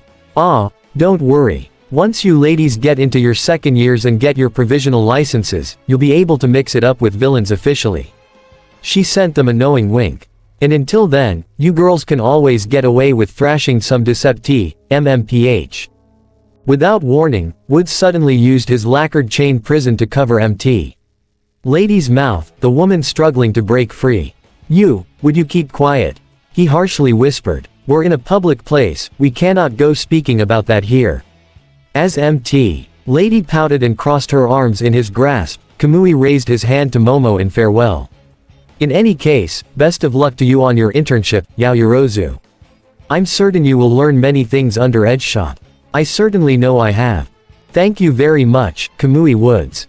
Momo bowed. "I appreciate the vote of confidence." She then gave a smile to Abara as they all walked away. "And good luck to you as well on your internship, Shiozaki." "Likewise, Yaoyorozu. See you later." And with that, the trio had boarded the elevator and left, leaving Momo to herself. With a deep inhale, the raven-haired beauty faced the main office of the man she'd be learning under and stepped inside. What she found was, rather unsurprising. The entire room was styled like the interior of a martial arts dojo, and there was a little table with cups of tea that were still piping hot. But oddly enough, no one was there. "Hello," Momo called out, coming closer to the table. Is there anyone?" "Thoom. Momo gasped and whirled around in time to see the heavy door suddenly slam shut, much faster than she had anticipated it could. And with a heavy kerchunk, she was convinced it had locked itself. She pursed her lips, taking on a more serious demeanor. The creation user had seen enough scenarios like this to know that, at any moment, from anywhere in this room, an attack was about to come at her. This is a test. Momo dropped her things and flung her blazer off as quick as possible, rolling up the sleeves over her undershirt. It has to be. Her eyes darting from side to side, Momo scanned the room, but couldn't see anything. Which, the more she thought about it, the more it made sense. His quirk, fold-a-body, allows him to fold and compress himself into a form so thin that he's sharp enough to cut anything. Her forearm glowed with power, preparing to create something should edge shot suddenly come flying out of nowhere. And as a result, he can hide anywhere without being noticed. Concentrate, Momo, concentrate. Closing her eyes and taking a calming breath, Momo focused on the stillness around her, only until she felt her hair move with a slight breeze. Her eyes snapping open, Momo rounded around and created a shield, which was met with a loud clang. There, opposing her with the lower half of his body folded up, was Edgeshot. His head, upper torso and arms were all visible, and he was holding a wooden sword that he had went to hit her with. His gaze remained stoic, but just from his tone, she could tell that he was impressed. Excellent. About as good of a reaction time as I saw at the festival. He pulled himself back and the rest of his body reformed. Windblade has taught you well, it seems. She has. Momo said proudly, relaxing her stance. And I hope to learn more from, In one swift movement, Edgeshot had folded his right leg and wrapped it around Momo's, pulling her straight to the wooden floor. Knocking her shield away with his wooden sword, he hovered the tip of the weapon over Momo's face, her eyes wide with shock. But not good enough. You must never let your guard down around an enemy, not even when they're your ally. That, I wasn't expecting. No, you weren't. Edgeshot tossed the wooden sword up and flipped it, catching it on the other end before handing it to Momo. But we're going to change that this week. Momo Yaoyorozu, welcome to ninja school. Momo took the weapon with a sigh, a feeling in her gut telling her that it would be a long week. But through all of this, Edgeshot's statement made a thought cross her mind. I wonder how Kyoka's doing. Hokkaido Prefecture, present. Kyoka Jiro, meet Snake Eyes. As Jinx's words continued to circle within Kyoka's mind, the young punk girl couldn't help but gawk at the man before her. This was Snake Eyes, and he was so much cooler than Kyoka had ever thought he would be. She had been expecting some creepy dude with literal snake eyes, but instead, she got a badass ninja dude donned in all black and with the coolest visor she had ever seen in her life, and that was saying a lot, since she knew a lot of people with awesome visors. But, if there was one thing that she had gotten right about Snake Eyes, it was that he had a very mysterious aura to him, one that made her feel like she shouldn't even be seeing him right now. It was very strange, but at the same time, quite exciting. Of course, she thought this all to herself without saying a single word to the man, prompting Jinx to lean in with a curious brow. Aren't you going to say hi? Snake Eyes is waiting for you to make the first move. Alright, so sorry. Kyoka bowed respectfully. It's an honor and a privilege to meet you, sir. Thank you very much to taking me on as an intern this week. She rose back up in time to see Snake Eyes return her bow, and then he extended her hand to her without a word. Confused, but not willing to be rude, Kyoka shook his hand back. It's a pleasure, sir. Once again, no words, just a single nod from the man in black. Is there something I'm missing? Why the silent treatment? That's right, I forgot to mention. Jinx piped up with an awkward smile. Snake Eyes, can't speak. This made Kyoka raise an eyebrow to her in suspicion. Can't, or won't. Out the corner of her eye, she saw Snake lift his head slightly and, as if in response, he reached up to the base of his mask and pulled it up so that his neck area was exposed. What Kyoka saw next made her jaw almost drop to the floor. His entire trachea had one massive scar going across it, almost as if it had been sliced and burned at the same time. It was enough to make Kyoka gasp and double back. Oh my god. Jinx took on a more solemn look as Snake Eyes pulled his mask back down. I believe that should satisfy your answer. As you can see, my master was injured a long time ago by an old adversary. Her lips seemed to tighten at that, something that didn't go unnoticed by Kyoka. Ever since, he has been rendered voiceless. Not only am I his student, but I also serve as his interpreter. Oh, my gosh, I'm so sorry if I offended, but Kyoko was cut off when Snake Eyes raised a hand and shook his head. It's alright, you didn't know. Jinx translated before Snake Eyes gave a thumbs up to Kyoko. I think you can decipher what that means. Huh, okay, so we're cool, then. Kyoko said in relief, her arms flopping down to her sides. Well, this week oughta be interesting. Being trained by someone who has no voice in the art of ninjutsu, this, however, brought another question to mind. Say, about that, why do you think I'd make a good ninja? My whole quirk is kinda related to, you know, being loud. That got a chuckle out of Jinx, and Snake Eyes nodded, before pointing to his own ears, eyes and nose. Jinx interpreted shortly after. Indeed, but we aren't referring to the type of offense you excel at. Rather, we're hoping to expand your horizons into other forms of offense by taking advantage of your quirk's secondary effect on your senses. This made Kyoko tilt her head. Okay, and what'd that be? There is a ninjutsu technique, one that I so happen to be proficient in as well, called the Blind Master's Kata, which consists of 7 silent techniques. Reaching into her pocket, Jinx pulled out a red band of fabric and put it over her eyes, tying it back as a blindfold. This martial art, which primarily used without the use of one's eyes, relies heavily on your other senses.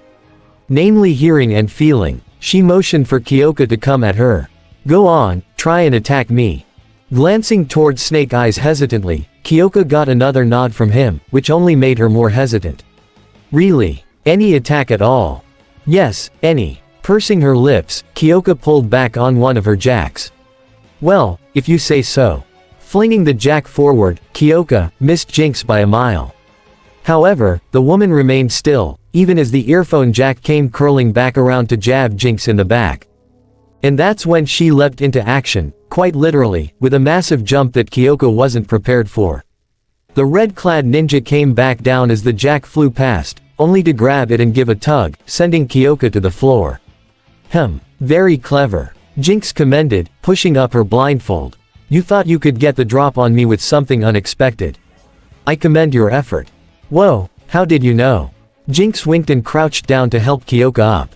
I've learned this kata from the blind master himself, and trained with Snake Eyes for years to perfect it. We think that you will be able to learn it with ease.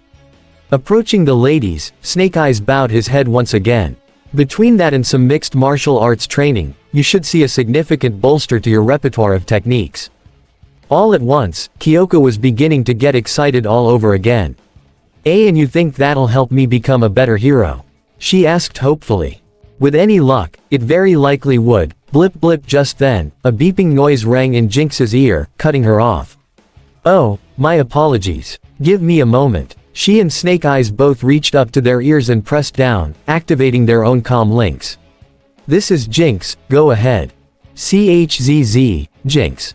This is Budo. We have an intruder on the run.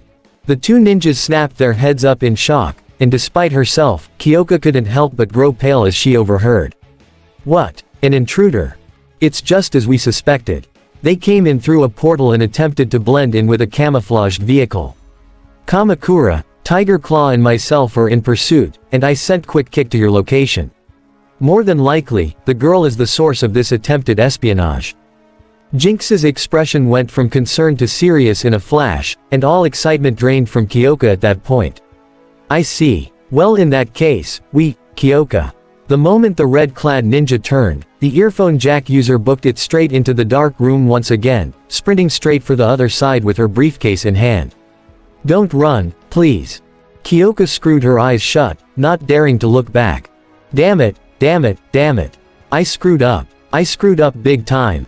However, at the sound of the door opening, Kyoko peered up to see someone having flung it open, a young Asian girl about her age, maybe a couple years older. She was wearing a white karate gi and had a black belt strapped around her waist, the hems of her pants in tatters with her feet completely bare. Beneath her gi, her chest was done up in wrappings, as were her hands. Over her forehead, she had a white bandana with the Japanese rising sun on it, and her long, black hair was pulled back into a ponytail. The girl's eyes widened and she went into a defensive stance, her features twisted into a glare. You! Stop right there, ow ow ow. But she didn't even get the chance to attack as Kyoka flung her jacks forward and jabbed her right in the shoulders, making her fall to the floor. Sorry. So sorry. Kyoka hollered as she jumped over the girl's body. Jinx gasped and dashed forward, sliding in next to the downed girl. Mackenzie, are you alright? MPH, I will be. The young girl rolled her shoulders, shuddering as she got the tingly sensation out of them before balling her fists. Just as soon as I get my hands on that good-for-nothing spy. Now hold on. Jinx stressed, furrowing her brow. None of us know the full story about what's going on, maybe not even she does. She took a deep breath and sighed. Honestly, this was probably our fault in the first place for not being so forthcoming with her. She set her sights up to Snake Eyes, who craned his head low back at her. I know, we have to remain secretive for a reason, but, come on, she's a teenager. Of course, she was gonna be suspicious. This made Snake Eyes move his head back awkwardly, only to then nudge his chin toward the exit. You're right, we need to get after her. God only knows who she might run into out there. Jazz had to admit, not one of his best spy moments. Never before had he been caught so easily and so quickly. It was honestly kind of a shock to his system. He had trained in the way of being a cyber ninja for centuries, and in that time, he was rarely caught, if ever. Usually, back on Cybertron, bots would have to work hard to find him, and even then, that was on one of his off days. This hadn't started as an off day. Damn ninjas. Master Yokotron would have been really impressed with these guys. He couldn't let his focus falter, however, as he currently had a big aft cat man on his tail. The person, at least he assumed it was a person, resembled a large big cat, a tiger, to be specific. However, rather than go on all fours all the time, he only did that when he ran. In reality, he was mainly bipedal, and wore a black combat suit over his large, powerful body. He also went barefoot to allow better use of all four of his paws, and the only other part aside from his head that was exposed was his long tail. The tiger man paused and reached up to his ear. This is Tiger Claw, are you all in position? Affirmative. Ready to intercept. Ooh, I don't like the sounds of that. Jazz said to himself, thankful that he had activated his holoform beforehand. Just then, two figures suddenly came lunging down from above, slamming down hard on Jazz's hood. One of them seemed to be a normal man, dressed in green ninja gear complete with a green hood. The other, however, was a full-blown samurai in heavy, metal armor, one with sword already in hand and a grimacing mask over his face. Stop right there. The samurai lowered his sword, keeping balance on the hood. Or face the wrath of Budo. And Kamakura. The duo didn't get to finish their threats as Jazz came to a screeching halt, throwing both of them off and into the dirt and foliage. Unfortunately, doing that only helped Tiger Claw catch up, the tiger man slamming down hard on Jazz's roof. Yo, man, watch it. Jeff peered up through his windshield, meeting the man's gaze. You got any idea how long it's gonna take to eep? Tiger Claw didn't seem to care as he scraped his claws along the glass, with Budo and Kamakura approaching with blades in hand. Step out of the car, intruder, he growled. And you may yet live to see another day. But, just as the three were about to close in. WOOOOOOAAAAAAMMMM. The group of warriors all screamed and clutched their ears, falling back as powerful ripples of sound blasted through their eardrums. Get away from him. Jazz snapped his head around to see Kyoka come jogging down a forest path, having armed herself with her wrist speakers. Jazz, you're okay. Kyo, get back. Jazz yelled. It's not safe here. Despite his warning, Kyoka hugged his hood, staring at his holoform through the window. No, this is my mess. I made a horrible mistake and I need to be the one to fix it. Her keen hearing suddenly picked up slowly approaching footsteps from behind, causing her to whirl around and point her speakers back at the warriors. They stopped in place, but kept their weapons at the ready. Please, stop. I'm not a spy. Well, I guess I technically am, but I'm not working for any bad guys or anything. A likely story, young lady. Kamakura narrowed his eyes. How do we know you're not working for Cobra? Or maybe even Venom? I have no idea what any of those are, but man, bad guys really like naming their organizations after poisonous things. Budo gave a blunt, HMPH, on that, we can agree. But we still cannot take any chances with you. He leveled his sword toward her nose. You were specifically told by Jinx to not share your knowledge of this school with anyone, and yet. Well, what did you expect me to do? Kyoka interrupted with a snap. You guys haven't been transparent with anyone about anything, not even the school you sent my internship request to. She placed her hands on her hips. Don't you think anyone would be just a bit suspicious about all of that? The samurai was about to argue, but someone beat him to the punch. Love, please. Everyone's attention went back to the path as Snake Eyes, Jinx and Mackenzie came dashing in, with Jinx moving between Budo and Kyoka. She placed a hand on his chest plate and gave him a warning glare. Let's not make this situation any worse than it is. After all, she glanced back to Kyoka with sympathy in her eyes. She's every right to be wary of us. We haven't been very clear, that is true. Budo reached up, putting his hand over hers.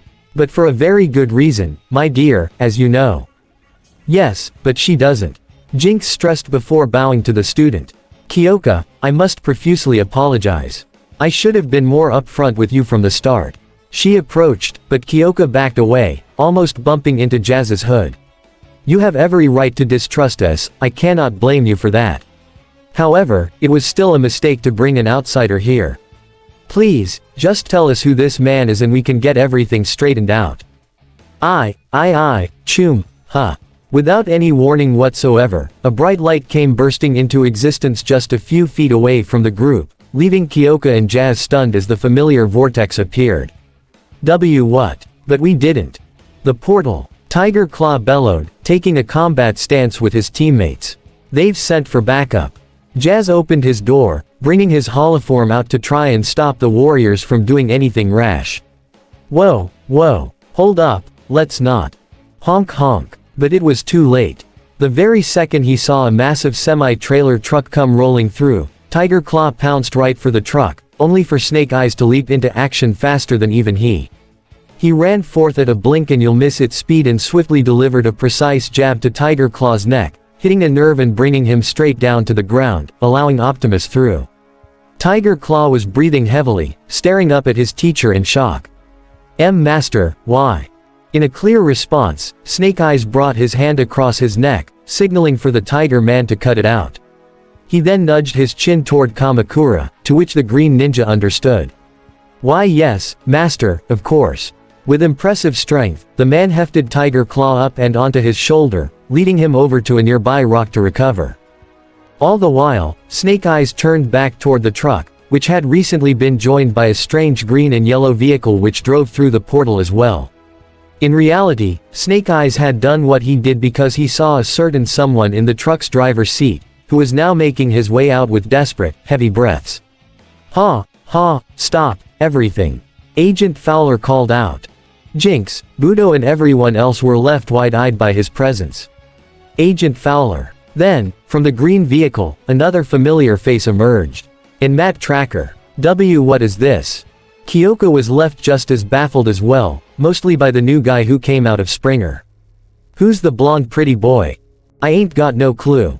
Jazz admitted. Jinx. Good to see you. Matt greeted, sharing nods with everybody. Budo, Snake Eyes, always a pleasure and, oh.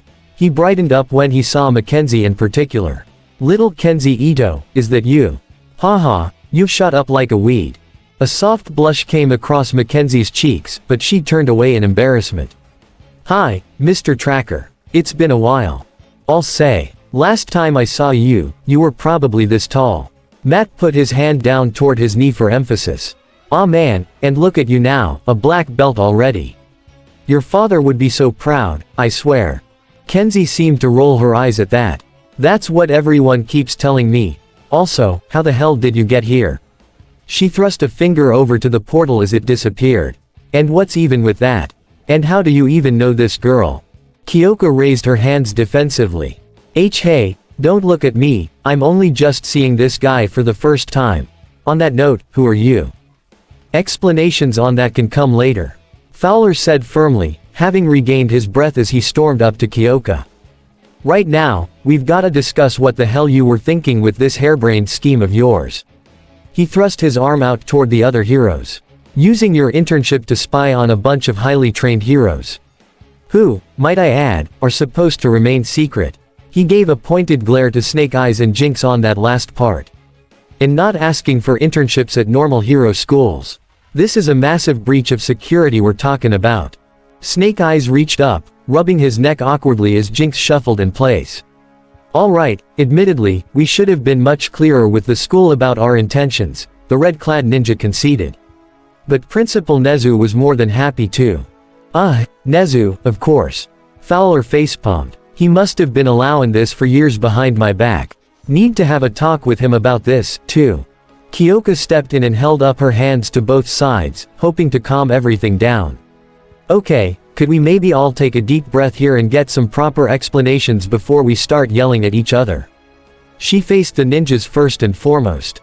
Because from what it sounds like, you guys aren't the villains that the school teachers assumed you to be.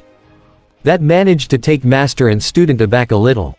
Wait, villains. They thought we were. Nezu didn't inform the rest of his faculty, did he?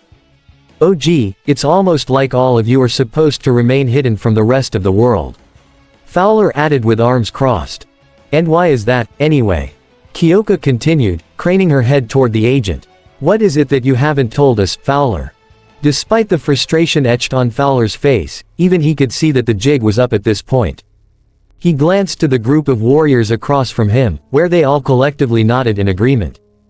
Alright, Jiro, it's time to clear the air. Fowler walked over to Snake Eyes, Jinx, Budo, Kamakura, and the now recovered Tiger Claw, who was shakily standing with them. The people you see before you are part of the Japanese branch for a secret global special mission force, made up of highly trained individuals from all subdivisions of the military. He sent a serious gaze to the punk rocker. Collectively, they're known as G.I. Joe. Their purpose is to defend human freedom against villains that go beyond the level of what you see on the streets of Japan, even beyond the ones that think they lurk in the shadows. We're talking about villains that are a national security level threat. So, like, terrorists. Kyoka guessed. Budo nodded to her. Indeed. Terrorist groups such as the ones we mentioned to you before, Cobra and Venom. Tracker cleared his throat and raised a finger. Ahem, though to be fair, Venom is more of a mask problem that we deal with. Though of course, we've collaborated with G.I. Joe several times in the past. Matt wore a wistful smile and chuckled to himself. Hee, that Sky Striker is still a thing of beauty. More to the point, yes, we are to remain just as much of a secret as Cobra and these other groups. Tiger Claw went on, clenching one of his mighty paws into a fist. Because if the world were to ever discover their existence, the relative peace that All Might worked so hard to create would come crumbling down within days. And even then, that peace is more a facade than anything. Kamakura shrugged off. It is very delicate, and we hope to bolster it so that it can be stronger than it is. His eyes shifted to Kyoka, who was left visibly shell-shocked by his words. I know this is a lot to take in, kid, but this world is not as peaceful as your government wishes you to believe. Kyoka leaned against Jazz's hood, supporting herself as she took everything in. I need a second. After a few moments' respite, she managed to bring her gaze up to Fowler, who still didn't seem all that impressed with her. So, you knew about all this, too. The agent bit his lower lip, his frustration giving way to a bit of guilt. Yes, I did. Does All Might? He does. Fowler grimaced. He knows about the Joes and Cobra and the like, but he's never gotten in on their conflict himself. Jinx closed her eyes with a sigh. Yes, it's true. But All Might has done a wonderful job managing to keep the peace so that no other villains get the idea of joining Cobra en masse. If that were not the case, we'd be living in a much different world right now. She slowly approached Kyoka, who thankfully didn't back away, allowing Jinx to gently touch her shoulder. And that is why we're hoping to personally train young heroes like you, Kyoka. To prepare you for if a day like that does come. Because if it does, everything is liable to change. The 1A student stared at Jinx with astonishment, her eyes moving to Snake Eyes to see him nod grimly. I see. So you are the good guys. She stood up straight and bowed to them profusely. I'm so sorry for causing so much trouble for all of you. I can only hope you'll find a way to forgive me. But both Jinx and Snake Eyes shook their heads. There is nothing to forgive or feel sorry for, Kyoka. You were right to be suspicious of us. The group of warriors all shared guilty looks, aside from Mackenzie, who rubbed her neck and kept her head down. We were not clear enough in our motives, and gave you and the school the wrong idea about us. We've particularly been doing it with the school for years now, and in that respect, we are at fault. All at once, they all bowed to Kyoka in return. We are the ones who ask forgiveness from you, Kyoka Jiro. I don't know what to say. At her words, Snake Eyes rose back up and strode over to Kyoka, giving a firm yet friendly pat to her shoulder before gesturing to her, then placing his hand on his chest. Then, he extended his hand out toward the other members of his agency, which only left Kyoka confused. Translation, please. He's saying that you still have a place here with us at the castle. Jinx interpreted, putting a hand over her own chest. If that is all right with you, of course. Getting the chance to learn martial arts from real ninjas. Kyoka's excitement came back tenfold. Who wouldn't jump on that chance?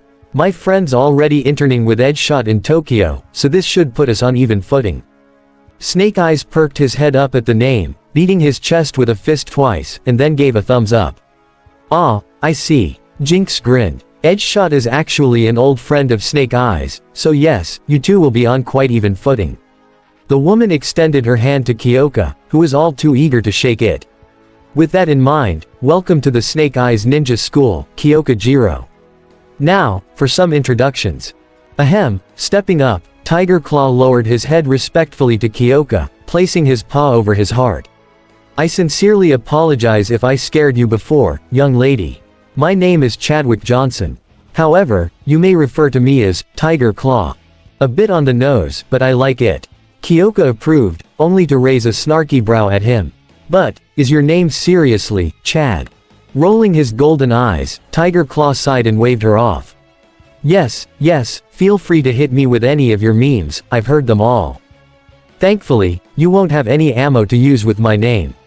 Kamakura removed his mask, revealing a young, red-headed Caucasian man underneath with stubbly facial hair and brown eyes. Sean Collins, codename, Kamakura.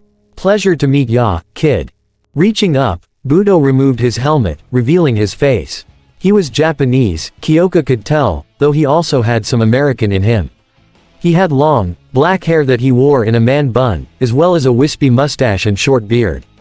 And I am Kyle Gesso. My codename is Budo. He reached around and rested his arm around Jinx's shoulders, the woman brightening up as he pulled her into an embrace. I am also this beautiful woman's husband, for the record. How cute. Kyoka gushed as she turned her attention to said woman. And speaking of, what's your name, Miss Jinx? I suppose I could tell you.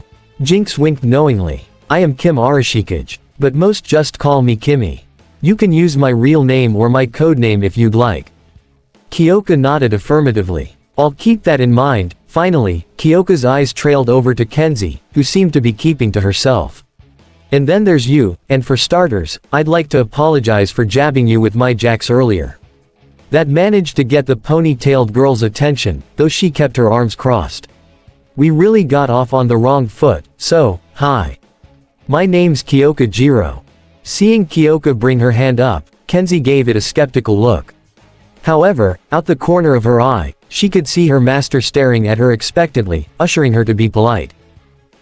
Mackenzie Ito. Codename, Quick Kick. Ooh, I like it. Kyoka complimented. Has an awesome ring to it. Thanks, Kenzie reciprocated dryly. But you can just call me, Kenzie, if you want. But what I wanna know is, she thrust her finger over to Jazz, who had moved back over to the other vehicles. Who the heck is your friend over there? He's the whole reason you got caught and yet no one's addressed who he is yet. Seeing the other members of the agency also directing their eyes to the Autobots, Kyoka's attention went back to Agent Fowler, raising a brow at him. Well, turnabout is fair play and all that. Now that I know their secret, she pointed over to the bots. We should probably fill them in on the rest of ours, right? Fowler was somewhat hesitant, but at the same time, he couldn't argue with the girl's logic. Yeah, you know what? Why not? Not like G.I. Joe is gonna go leaking something like this. He spun around and called out to the Autobots, alright, bots, make something of yourselves. Kyoka skipped over to the group, nudging Kenzie in the shoulder. Oh ho, you guys are gonna get a kick out of this. Do it, Prime. Autobots. Optimus spoke up. Transform. WHRRTSCHZZTSCHZZTSCHZZCHKT. The confusion at Fowler's statement only lasted a fraction of a second for the Joses. Before their very eyes, all of the vehicles began changing and converting.